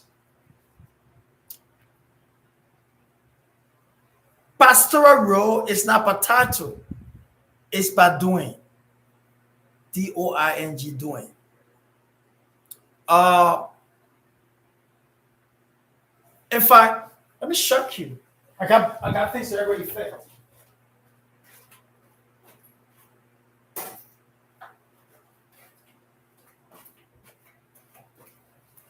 In this book, Pastoral Theology that I wrote, Ernest Gibson, Pastoral Theology, I said in this book that the pastor work, and I'll try to equate that to become an ambassador. Pastoral theology simply means the study of the work of pastors. The study of the work of pastors. I said in this book that pastoral theology is not by title, or the pastoral role is not by title. It's by doing, doing. Pastors should be people who are doing the work of the ministry. But unfortunately for some of us, unfortunately for us, we got many pastors who are not pastoring a church, who don't have a congregation or a follower, but they call themselves pastors, and their pastoral work is in their briefcase. They go around with bag hanky on them, you're not a pastor if you're not doing. That's what I talk about this in this book. Pastoral theology is by doing. It's by, you see what I call? I call it the ministry or care of souls. So if a man or a woman is not taking care of souls, how are you in pastoral? How are you a pastor, or are you doing pastoral theology? Pastor simply means someone who is in care of souls, right? So that's why, and it's attributed to diplomacy. Diplomacy is by doing. So if you say I'm a diplomat, or I'm an ambassador, and you're not doing the work of an ambassador, what makes you an ambassador? So I was equating a minister or ambassador to a minister. You can never be a pastor, French, in this book that I share with you. When you're not following, you don't have a congregation, you're not following nobody, you don't have a church. You just go, you're looking for preaching engagements. Do you know we got a lot of good pastors who are not pastoring, but all they do is to look for preaching engagements? Right? And in fact, a lot of pastors I know are in some countries, and they call themselves pastors, but all they do is to preach on the buses, on the vans, on public transportation. You're not a pastor. You are a preaching agent. That's very good. But you're not pastoring. Pastoring is the souls that God had entrusted in your hands. So if you know an ambassador who's not doing a work, compare them to a pastor. Right? So that's a good question. Like I can just give you some practical example. What I share into this book, I said an example in this one, church planting. In this book, I talk about leadership and church planting, my friend. And I gave us the nuggets of planting churches. For example, you cannot be sitting home and not on the feed of church planting, and you say you're a church planter, right? Church planting is by doing, it's not by talk. And what you need to do is to reproduce. Plant the church that will reproduce. I'm talking about diplomacy though. Plant the church that will reproduce itself. In this book, I will encourage church planters to plant churches that will reproduce itself. Do not plant a church and that church be in that community for 30 years now, and it had not given birth to another church. That church, spiritually in the eyes of God, is dead. Why? Because the church is a living organism and must reproduce itself. And that's about leadership. Leaders are living organisms that must be able to reproduce herself. So yes, to your question, there are different types of ambassadors, be it Muslims, be it Christians, be it pagans, as long as we all are in this together with a clear objectives. It's not a clear objectives. Good mindset. We are ready to move forward. So all my diplomacy work, I also put it into books and the feed in different areas of study. So anybody can grab one of these books and see diplomatic from a different perspective. So a pastor can grab this book and understand diplomacy from a pastoral perspective. A church planter can grab this book and see church planting as a diplomatic mission, but from a different perspective, right? A leadership person can grab this book who's interested in leadership and see diplomacy from a different perspective. So what I'm trying to do to make people effective and efficient, I read these books, 25 of these books, in different particular areas that people have interest. But what am I doing? I'm trying to develop ambassadors and diplomats from a different perspective, from the religious perspective, from the business perspective, the business world, just from non-profit perspective. And so I want to make these ambassadors effective and efficient. Is that a question?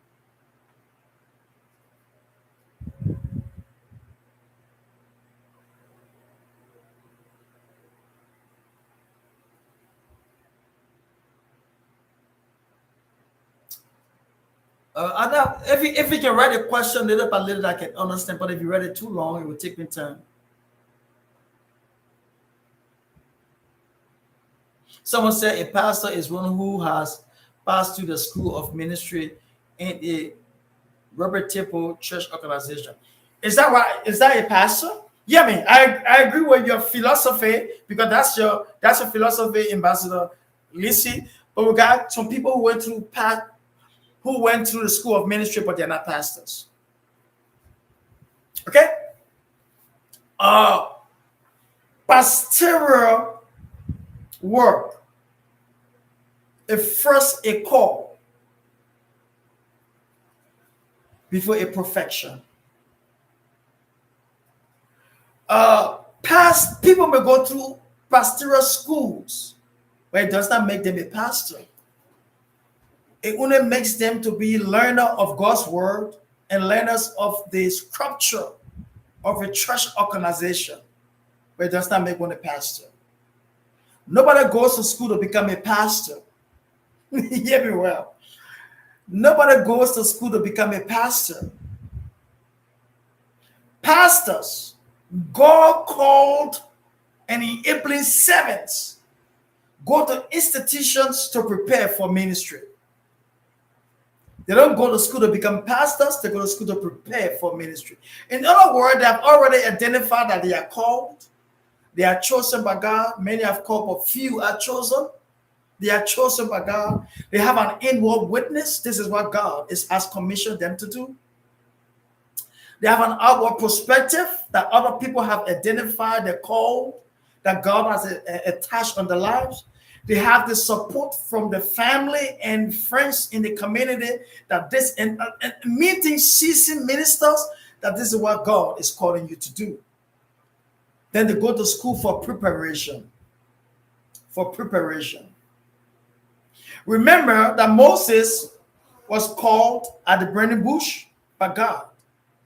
God sent him to Pharaoh with a message directly from God to Pharaoh. But remember that God kept him in the wilderness for 40 years to take care of sheep. What means that Moses was in the preparation for his call. Right? He was not preparing to be called. He was already called by God, but in preparation for the call. So when people go to Bible schools, or a lot of schools have the ministry building schools, it's preparation for those who are called. So many people make mistakes and say, I'm going to the Bible college to become a pastor. Hear me, no Bible school makes you a pastor. You are called by God, placed in that position to effect the word for God, but you need preparation to be effective and to be efficient. All right? Any question?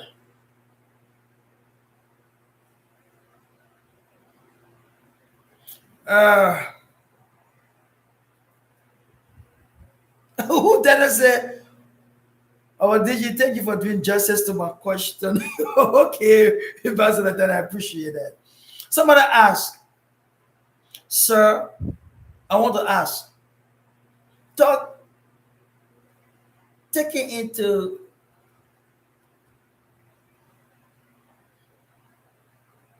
okay, the affirmation trait of a good leader, Ambassador, are leaders infallible? I mean, are they be sent to make a good leadership? If you say, I mean, are they be sent to make a good leadership? I don't understand what you're trying to say. But no leaders are infallible. No leader is infallible. I think that's Ambassador who asked the question. Ambassador Daniel. Okay, Ambassador Daniel, no leader is infallible. Infallible means the person is irreplaceable. They can never make mistake. Hear me. If you are a leader and you think you have never made a mistake, then check your leadership capability. There will always be trials in your leadership role to prove your test and your ability. Simple, even in making decisions. Not all decisions that we make as leaders are capable of right decisions. So right within that, we are fallible. Infallible means someone who does not make a mistake. Well, I don't know nobody on the face of this earth who have never made and will never make a mistake. So leaders are not infallible. They make mistakes. But what leaders do is that they learn from the mistakes and correct the actions. I'm going to say this again. Every leader will make a mistake, but leaders learn from the mistakes to correct the future action. We don't expect leaders to make mistake and do not learn from the mistake. And when that situation repeats itself, the leader falls to it. Then that's not good. But you see, our trials and our leadership come to make us stronger and to help us make decisions that are worthwhile. Now, if leaders are infallible, there will be no need for vacancy around the world. While leaders are being terminated, while leaders are being fired in the public sector, while someone can say, we don't need this leader anymore. He's infallible. She's infallible. She's infallible? No. That person is fallible. They are falling. They are making a mistake. They have to be replaced. In our organization, we replace a couple of leaders. In your organization, you replace a couple of leaders. Why in some churches, the church come together and say, I think this pastor need to go. And the pastor said, well, this is my church. I founded this church. And so you go look, all the members are leaving. And I just said, if you don't have followers, you don't have members, you're not a pastor. Who follow me? Whose soul? Whose soul? The ministry of soul. Whose soul are you caring for? So leaders are not infallible. They are bound to make mistakes. But we leaders must learn from our mistakes to correct our future actions. If you want to take note of this, we leaders must learn from our mistakes to correct our future action. Okay.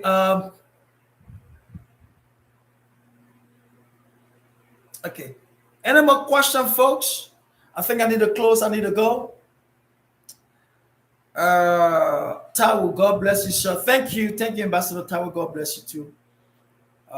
So yeah. Someone just said. Let me add up to that. This is a good thing. And then Ambassador Daniel said, "Oh no, not Ambassador Daniel. I made a mistake. Ambassador Grace Time said, oh, not Grace Time. I keep making mistake.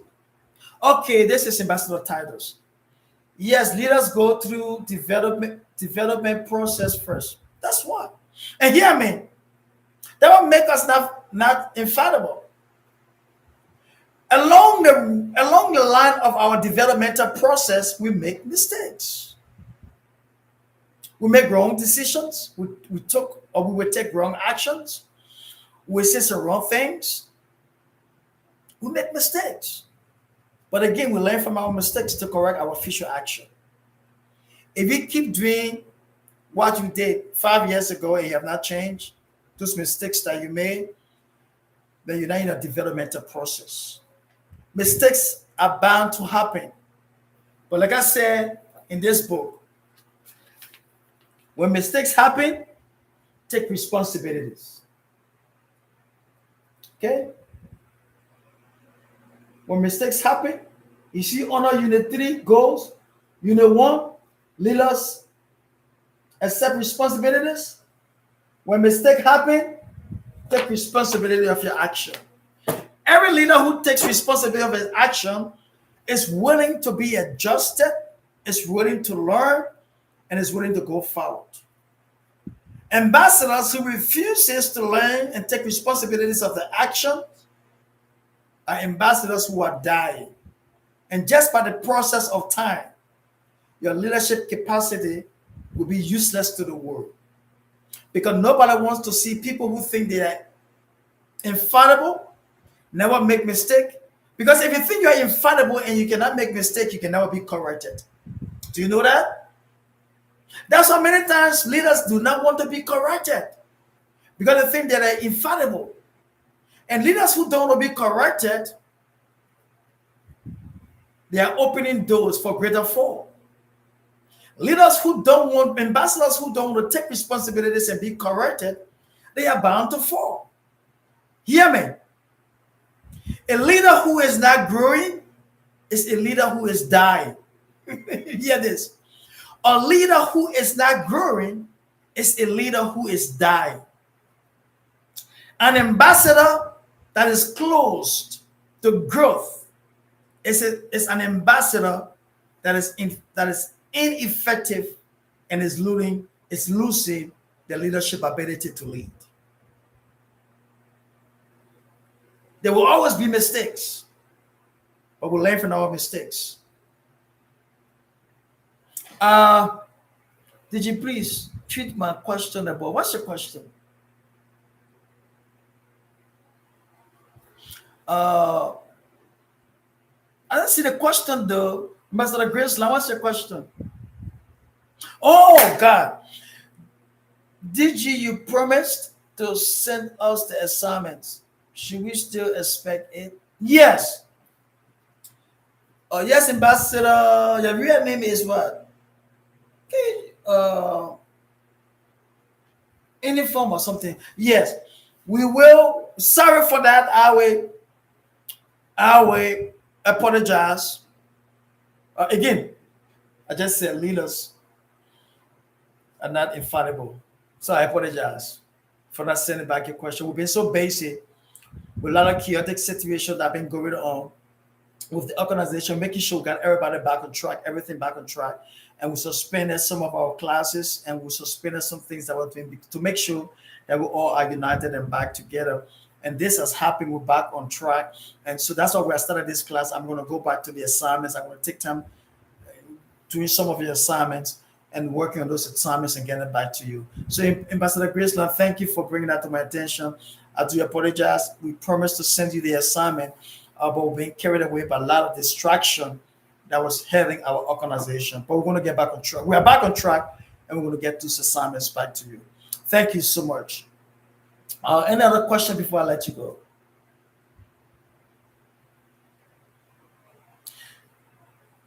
Um, Please, DG, I need the teaching lecture, the manual. I don't know which teaching lecture manual you're talking about. Just inbox me, and then we'll go from there. Ambassador Tata says, is there any danger in using the term bad for leaders? Oh, if you know me, I don't sugarcoat stuff. And in fact, in your book, the writer said bad leaders. Hear me, folks. If the leader is bad, the leader is bad. There is no way to change the terminology. Hear me. The terminology does not change the action. The action changes the terminology that is used. Let me give you this wisdom. Take note. The terminology does not change the action. The action changes the terminology. If the person is bad and you want to use another name for them, it does not change their behavior. They're bad. But if the person realizes that they must change, the action starts to change, the terminology bad will change to good, excellent, perfect, well done. So terminology does not change our actions. Our actions will change the terminology that the people will use. I give you an example. If you are in position in government,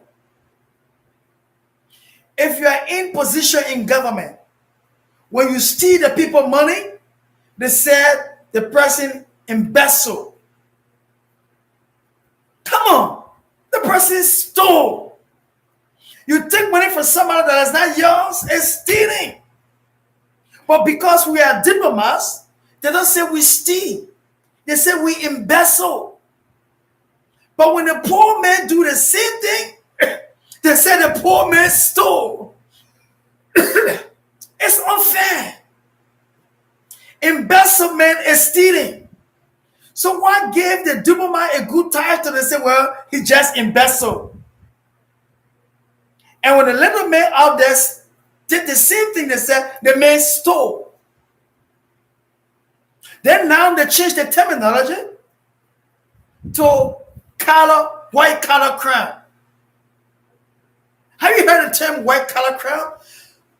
In fact, I did that extensive course in one of our master's program in master's degree in criminal justice. They call it white collar crime.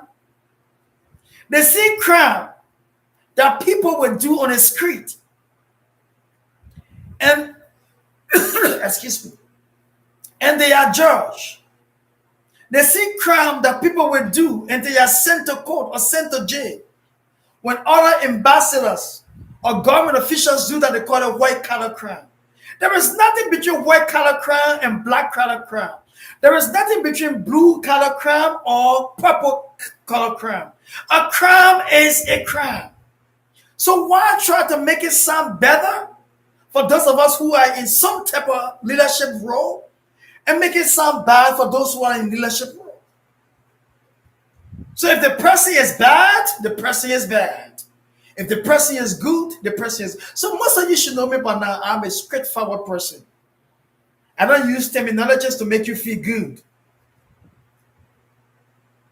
Your actions or the terminology used upon us are determined based upon our action. Can someone give me some water in my office, please? Someone listen to me out there. Can you give me some water here right now? I don't want to leave the video. I'm about to close. I'm just running up. And we're having some interesting questions coming in. Uh,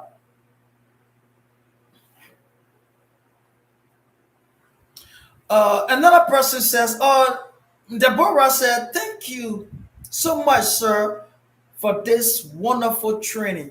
You are truly an amazing leader. God bless you. Thank you so much. God bless you too, uh, Ambassador. I'm glad to be a blessing to our generation. Did you? There is a situation in Niger Republic in my own. This way. Go. Thank you. Just give me this way. Thank you. Thank you. Um, I don't know. Read your question online. Is in Niger, and that's in Niger. In my own assessment, there's need to be a diplomatic action, but ECOWAS are preparing military action. What do we have to say on this? Okay, we we're hearing what is going on. We're following. We're trying to follow up a line. What we're going to do?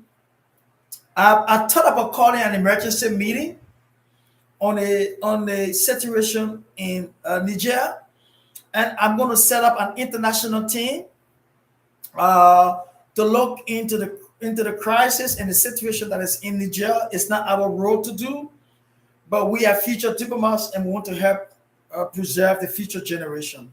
And the team will extensively just be looking at the situation in Niger and what our recommendations can be to ECOWAS and to the African Unity and to the United Nations. And in the future, pretty soon, we may if God gives us the opportunity and our international partners create the safe environment for us to go in the future, not now. We'll also send some of our ambassadors to Niger to help get involved in providing humanitarian services to that particular part of the world. But it is United Nations and ECOWAS dealing right now with that, and so we're still trying to study the situation in Niger. But I think those people in Niger have the right to be protected. They have the right to be rescued and saved.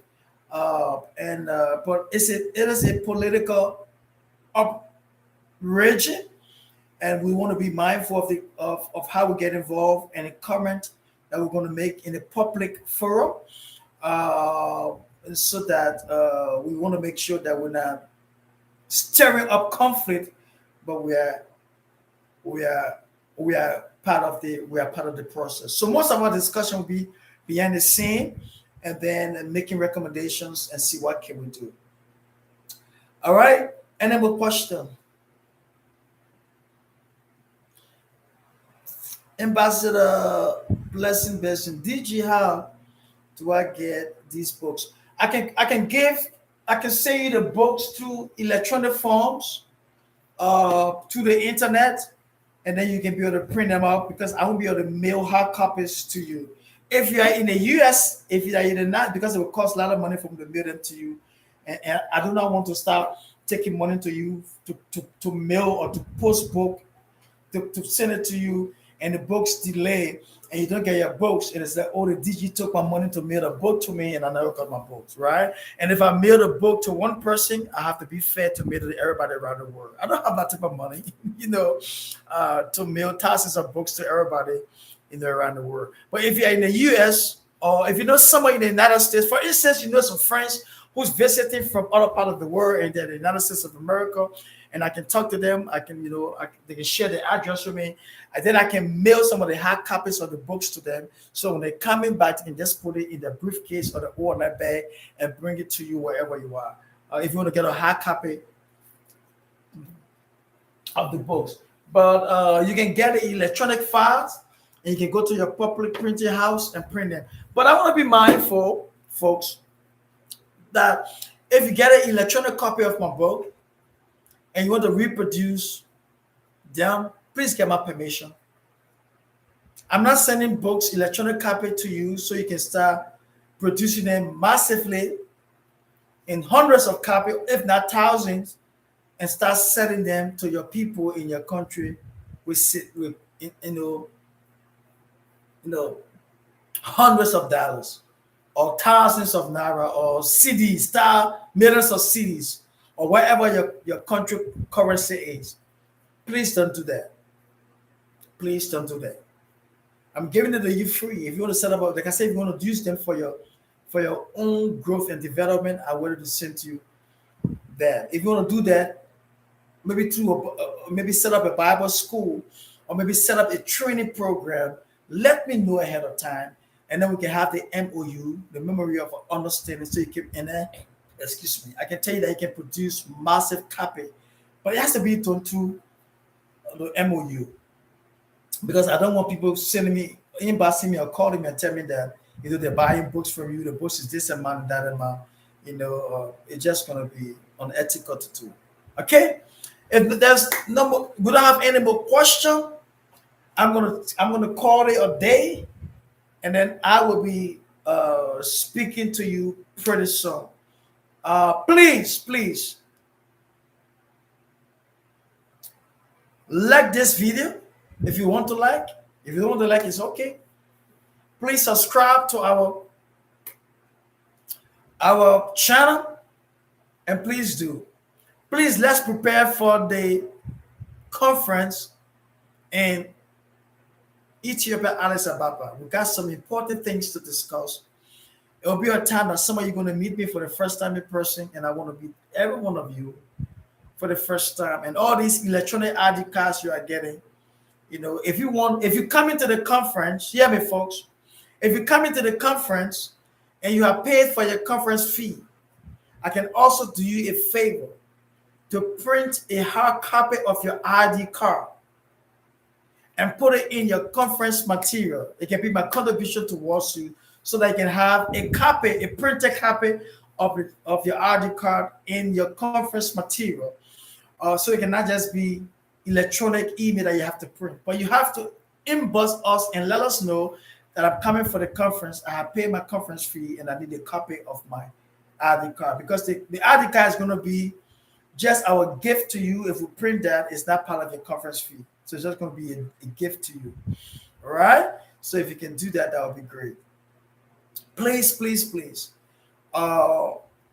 If you have any more questions, please come to me. Now, let me briefly talk to you about your final exam that is coming up, and then we close. Okay. I know most of you want to hear this.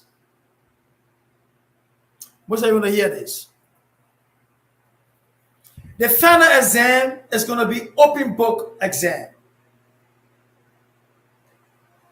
I expect someone to clap and say, yay! Your final exam is going to be open book exam. In other words, you can use your books, you can use your study course material, and you can use your notes you took to answer your questions. But this is where it gets tricky, because the exam is going to be timed. I'm not sitting with you in your different countries. The exam going to be between 50 to 100 questions. All depends on how many questions will show up on your exam. It's going to be between 50 to 100 questions. I know some of you loving it already. It's an open book exam, but listen, this is going to be tricky because it's going to be timed. And if you have 2 or 3 books, 2 books actually with you, and your course notes, to start open to search for the answer, your time is going. So many people take open book tests to be easy, and many people, through all my career that I've been training people, most of the people have failed the first attempt. Because when they hear an open book test, they don't study, they think they're quick to find the answers from the book. No. The answers are coming from all over the book. So how will you know the answer is coming from this page? You have to look through the book to start reading to find the answer. And it's 2 hours test. In fact, 1 hour, 10 minutes. We gave you 1 minute and 15 seconds for one answer. So it will take you more than 1 minute 15 seconds to search a whole book to get an answer. And so many times on the first attempt, because it's open book test, many people fail. Now I gave you permission, so open book is not spotting, it's our requirement. You can open your book to test. The only thing don't do is don't search for the answer on Google. Because as you're searching for the answers on Google, your time is going, and you may not be able to come back to the test. Because as soon as you leave that platform to go on Google to search, the test page will lock on you, and you're gonna be able to retake the test. They will know that you tried to make an attempt to search for the answer in SPA. So the test is coming with high integrated features, so our students cannot be able to cheat on the exam. So take it very seriously, right? But you can open your book. Man, we're not in classroom, so whether you open the book or you don't open the book, I'm not there. So to be honest, I just gave the permission already. I say, I know what you're going to do, so open the book. But the question at times, and it becomes frustrating if you have not studied your course book, and when you see your time is clicking, you click, click, click, click, and you're trying to look for the answer, then you get nervous. Because you don't know the answer, you try to search for the answer, and then the time is clicking, you get nervous. Right? And then you go look, the 1 hour, 30 minutes had collapsed, and you stay on question 25. And you stay left with maybe 20, 40, or 50 questions to complete your exam. Again, the questions will be between 50 to 100. So you may see 50 questions on your exam, you may see 75 questions, or you may see 100. Those are the categories our test coming. Out of 50 questions, 75 questions, or 100 questions. And the search for 100 questions for 2 hours, 1 hour, 30 minutes, and your course book is a lot. So please study the book from page cover to page cover. Because all the answers are simply from the book. They're not from what I'm telling you. They're from your course book. We don't take answer from anywhere. I mean, we never took the questions from anywhere else. They are taken from your course book. Please study your course book very well. Do not escape any chapter. Don't escape any bus. Study everything very well. Again, don't try to Google the test questions, because 1 million answer will come out from Google, and we're not accepting Google answer. We're accepting only the answer that the course writer has presented to us in the course book. We're not accepting anything from anywhere else. Again, all the questions are from your course book, nowhere else. Right? Okay, so that is that you are not allowed to be aided by anybody when it's time to take your test. Besides, we give you permission from your course textbooks and your note and your study guide. But do not call on anybody to be there to aid you to take the test. We will know. You don't know how we know? We will know. And if we know that you cheated with somebody helping you, you are disqualified on cheating the test, and you're not going to get your membership ID card, no ever. Any attempt to cheat on our test, it disqualifies you to be a member of our organization. We don't tolerate cheating in any form or any faction, not even in the test. That's how they make you feeling relaxed. I say use your course book to take the test. That's not cheating. We grant you the opportunity. But anything outside than that, and we discover that it was cheated on, you are disqualified for being a member of our organization. And we take this very seriously, right? If we want to change the world, we want to be the change that we want to see. Something else I wanted to say. Technical problem. I know some of you will start taking the test, and then you know you cannot answer the question. You want to retake the test. You shut the computer down, and you say you're having technical problem. Before you take the test, make sure there is no technical problem. Because if you have gone and seen the test questions and you came back to retake the test, remember you're not taking that same test. You're going to take different set of 100 questions. So there will be no need for When you're going, maybe you see the test and you think the second test you're going to take will be the same questions. No. The book is so big for us to give you one set of 100 questions. We got more than 500 questions from the test books. More than 500 questions to present to us. So if you saw the test the first time and you click on, you hang up, or you unplug your computer, here may have been there, and I know students have done that. So I'm not talking to you. I'm talking from our experience. And you say, well, I had a technical problem. Oh, yes. We'll reschedule your exam. But remember, it's not going to be the same questions, so you just wasted your time. And if you did it the second time as a technical problem, you're going to get a test set of questions. No, it disqualifies you 2 times of a technical problem when only you're taking the test. You're not going to get your ID. You're disqualified to continue with our testing process. It's a signal to us that you're trying to cheat on the test questions. So it's very rigid when it comes to your study, when it comes to taking the test question. You are getting more than 2 months to study this test book. I think you master it by now. The answers are very simple. They are multiple choice questions, A, B, C, and D. But they are very tricky. Not the word tricky, excuse me. They are not tricky, but the answers are similar. So you'll not understand which is which. So be mindful to read the questions, digest the questions, and attempt the answer. The next thing, do not leave any answer, any question unattended. I always say to my students, if you don't know the answer, leave that question, go. If you have time, you come back. But if you know you don't have time to come back, just do a guess. Guess the best answer that is closer to your thought of the study guide, not your thought. Because you're not answering the question based upon your thought or your career experience.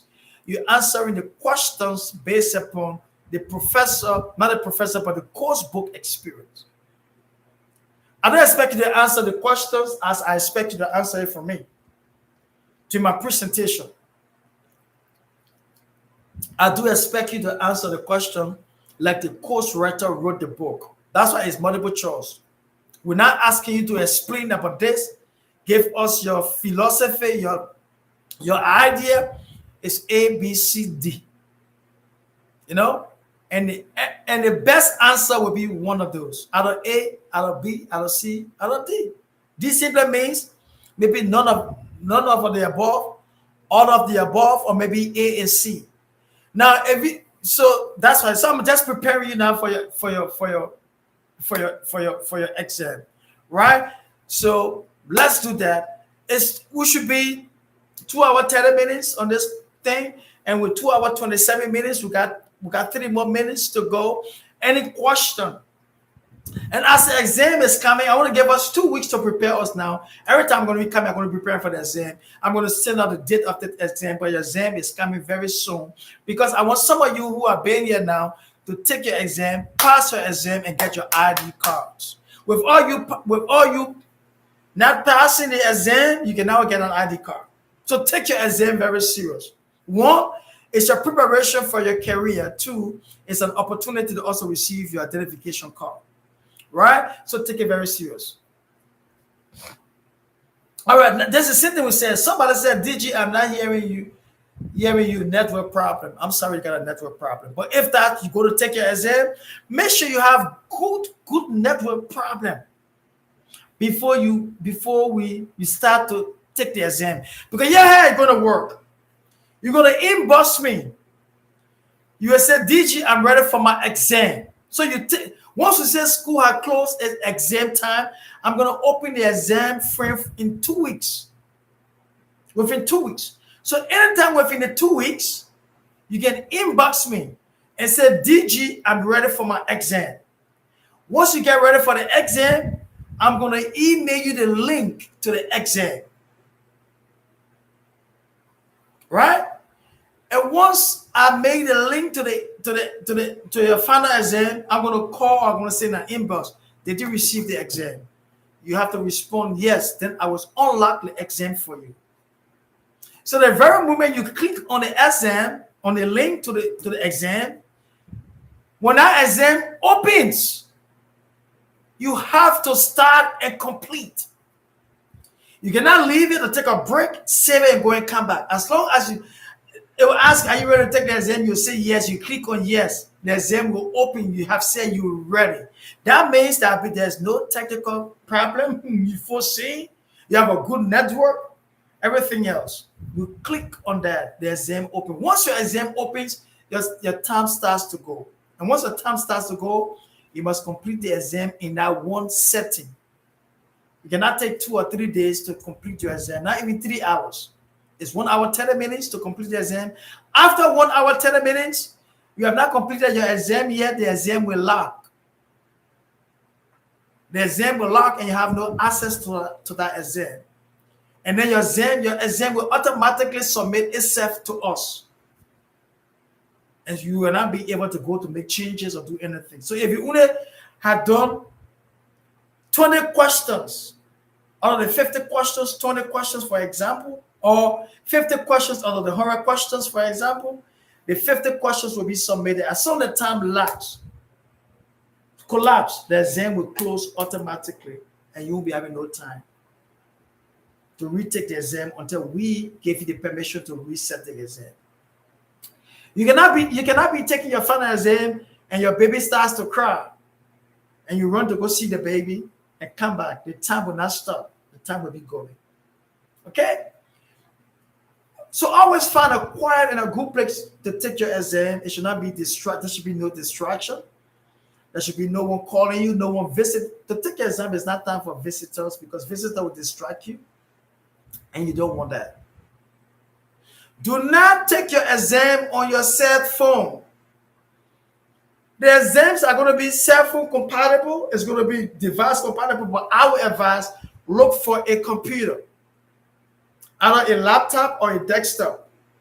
Use the computer to take your exam because the pages will be so long, and when you try to scroll over your cell phone to get the answers, you may escape some of the answers or mistaking it.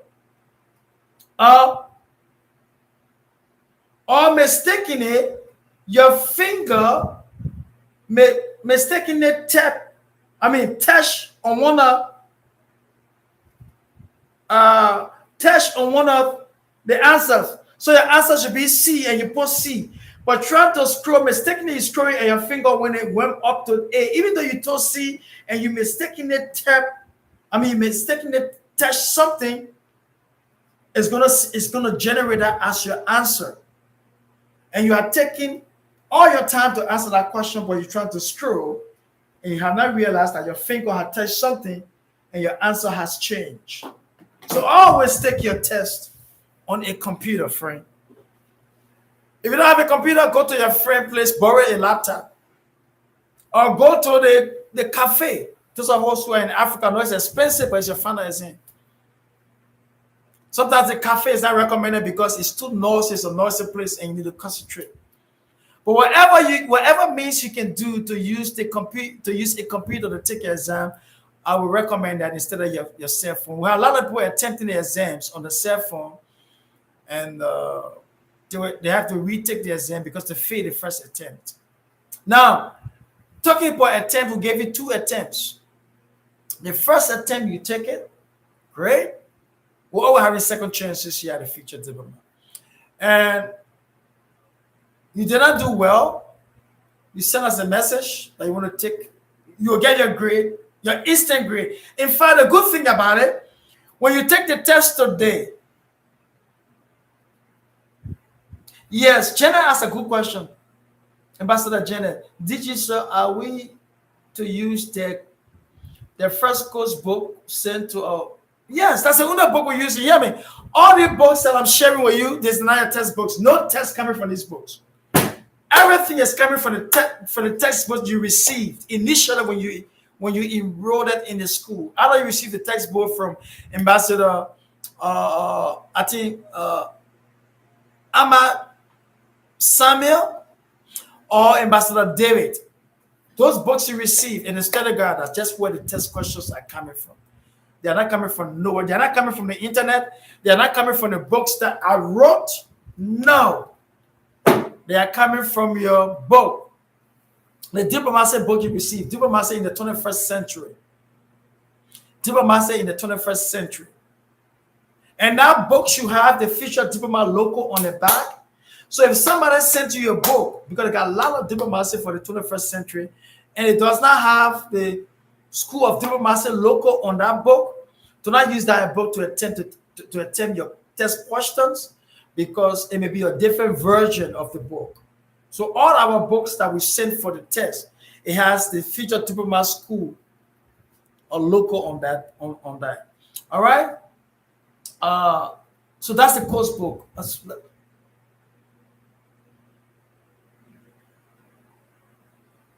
Okay, somebody, Ambassador.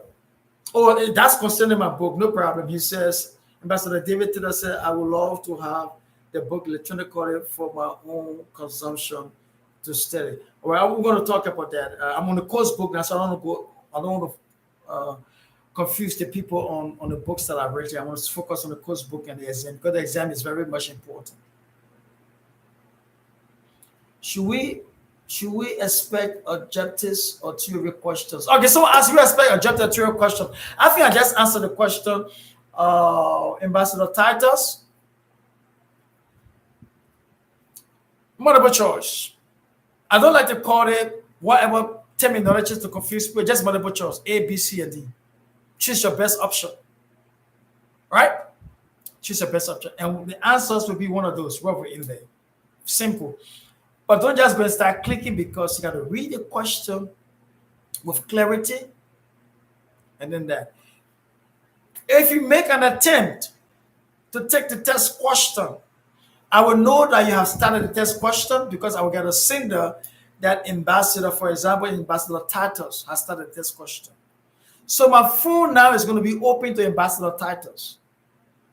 If you need clarity of anything, I'm not going to call the answer to you. I'm not going to. But you need clarity of anything, just send me a quick test.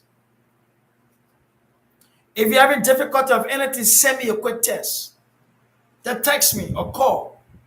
I don't expect you to be calling too much, because you are taking your test. But my goal is not to be able to read every question to you, because you are timed. And if I'm reading your question, I'm taking up your time.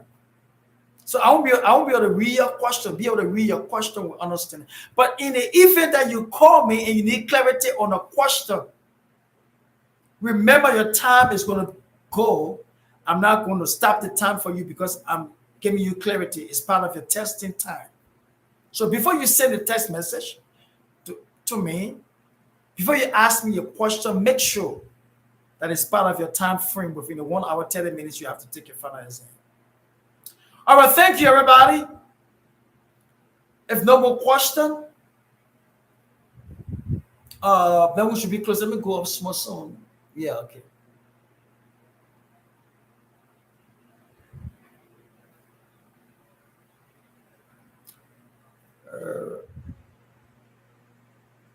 Somebody said, who's that? Our DG, thank you. We'll be glad to shake hands with you. Oh, that's so sweet, Ambassador Daniel. Joe, and take pictures. Oh, God. Yeah, we'll take a lot of pictures. Dress to impress.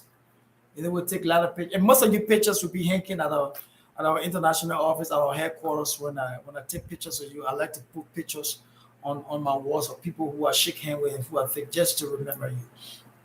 And to keep you in my prayers and my support as well.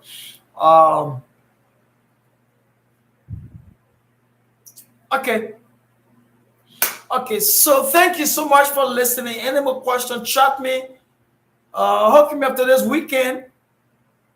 I wanted to travel. I wanted to get on the road today. I don't know if I'm still going to travel. So let's hook up, let's hang up, chat me. I'm going to spend some time with the family, hopefully today. If I'm traveling, spending time with the family today. So, but I can still give you part of my time, to do that. So thank you so much. We pray and hope to see you next Saturday. Remember, I'm sorry for the delay. Our training always have been 10 o'clock. I don't know why I made to put 6 o'clock today, and I never have my alarm to remind me that it's 6 o'clock a.m. our time, and that we're a little bit late into the time. But I will make sure to get on board exact 6 o'clock. Tuesdays and Thursdays, we are cut down on our time because if we're doing Tuesdays and Thursdays, my obligations and responsibility had changed greatly uh, to provide services to a lot of stations, a lot of people around the world. So I have to use my time now wisely to be effective and efficient. And so I wanted to do Tuesdays and Thursday uh, by 4 a.m. our time, 4 o'clock in the morning. But we realized 4 o'clock in the morning would be like what 4? Would be around 12 o'clock. No, in some countries, because most time we're 8 hours ahead of some countries, and some countries are 24 hours ahead of us. So our time zone is quite different. Some people will still be at work 12 o'clock and will be engaged. So that's why I took Saturday now. Saturday 6 o'clock our time, 6. It'll be around 2 p.m. Saturday. For instance, if I can take Nigeria, because Nigeria is 8 hours ahead of us. So if we take Nigeria, if I take 6 o'clock my time, it will be 2 o'clock your time. And the best time 2 o'clock your time will be on a Saturday instead of doing a weekday. And so that's why you see we switch our training to Saturday. So I will talk to you next Saturday. But be watching our YouTube channel because once in a while there will be a pop up and say the DG is live, and I'll be having some interchangeable time. Right? I'm also conducting leadership training online. So if you want to be part of our leadership training, and get an advanced certificate in leadership, just inbox me and I will put you in our list and I will send our link for our online leadership training. It's not part of the requirement to get your ID card, but it's a good thing because it's going to help you prepare you for your leadership role, not just as ambassador, but any role that you want to play, either in your church, either in your nonprofit organization, in the community, as a social worker. I have leadership training in the discussion like this online as well. So if you're interested, inbox me, you want to be part of that. I will take your email. I will start sending you the YouTube link to our leadership training program.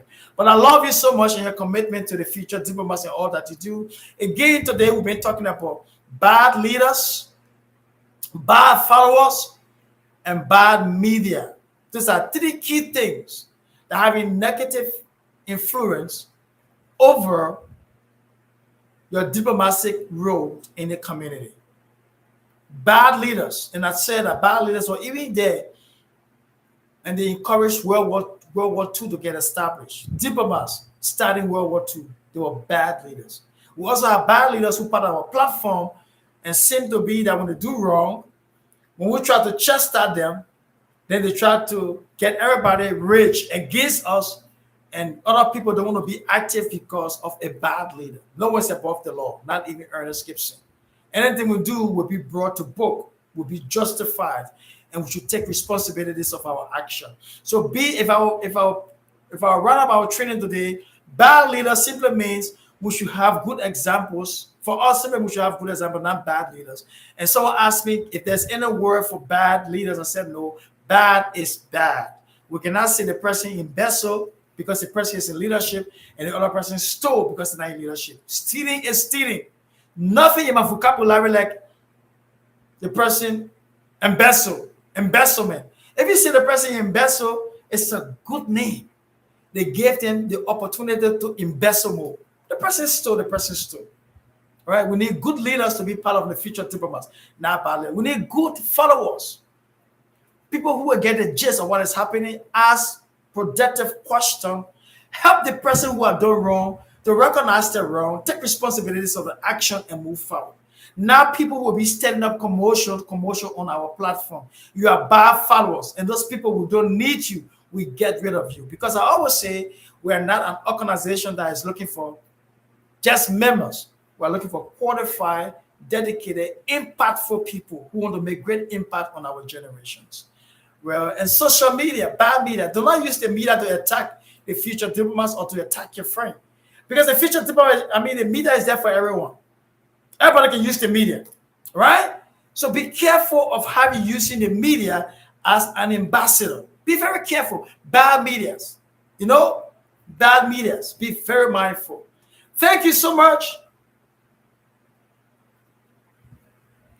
There is a question on the role of future diplomats in coming conference.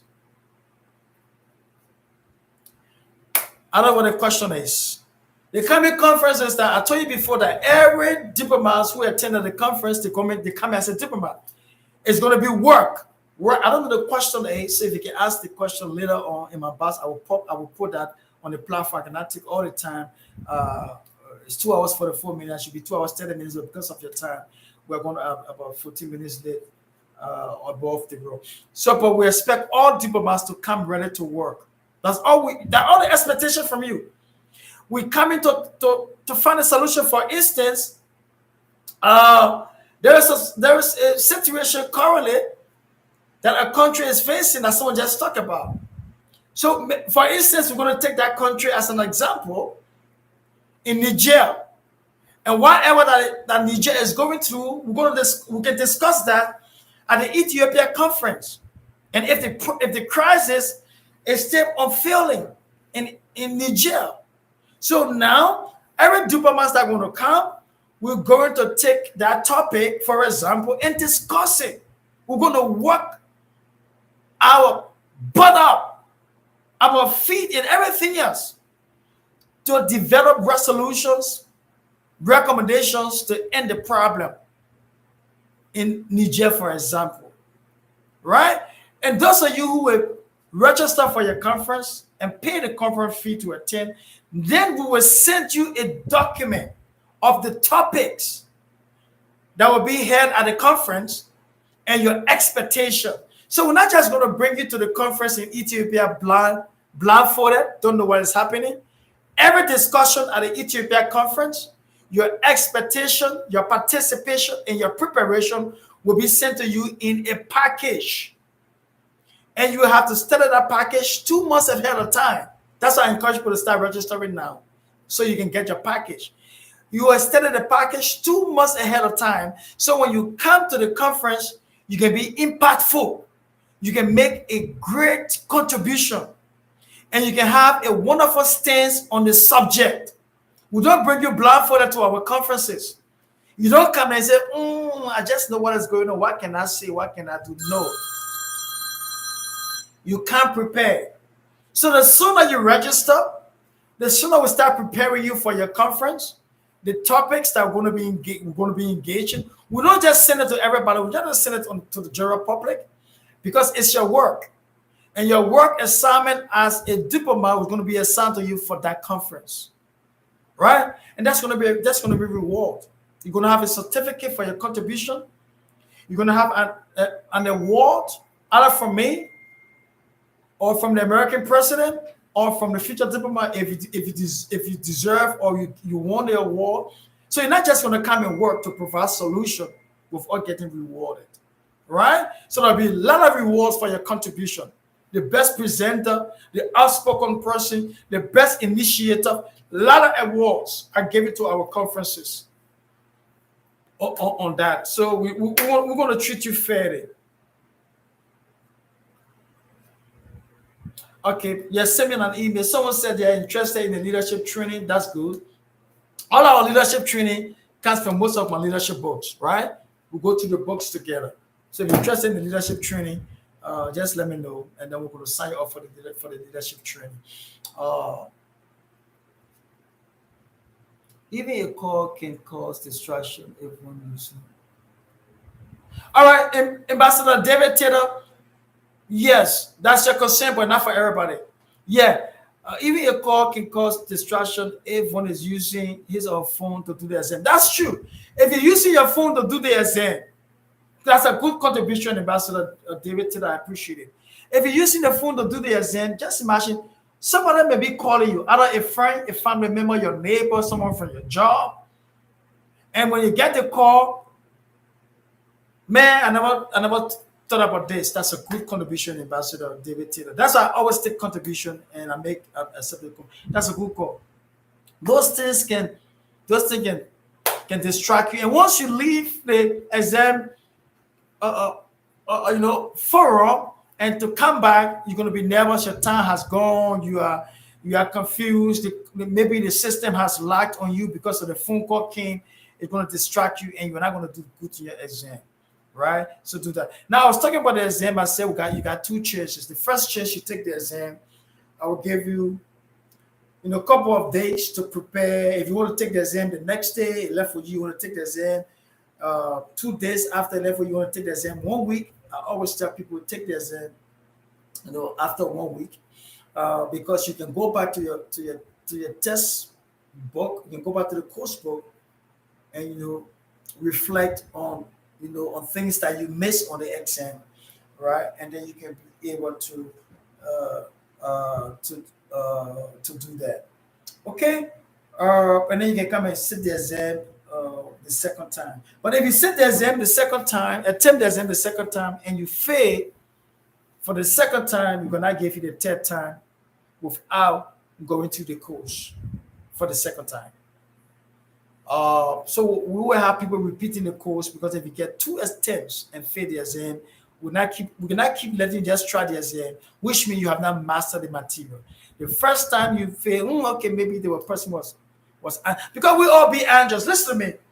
I can be excited, but I can never sometimes when I'm taking an exam. So I understand people get nervous because when I'm going to take an exam, to sometimes I think about the exam. But here is it. Don't think about this exam. The night before your exam, relax, exercise, take deep breath, go to bed early if you want to take your exam in the morning. And if you want to take the exam in the afternoon, don't be stressful. Don't come just from work. Don't just come from family problem or situation, or maybe you're a pastor, you just from preaching or trying to counsel a married couple, and then you want to come and take the exam. You're not going to do well on the exam. You need to be calm. You need to be relaxed, right? And then you're going to do well. So those are tips I'm going to give you when the time comes for the exam. But again, I cannot keep it too long. God bless you. I appreciate you. I see most of you now testing and say you're interested in the leadership program. Uh, Thank you so much. Okay, Ambassador Dan, I'm going to give you a last statement you say here. May God keep you for us. Thank you so much. And I love that. Keep in your prayers and may God keep you for me as well. Because together we are making a difference and we are changing the world. I will talk to you soon. Thank you. Bye-bye.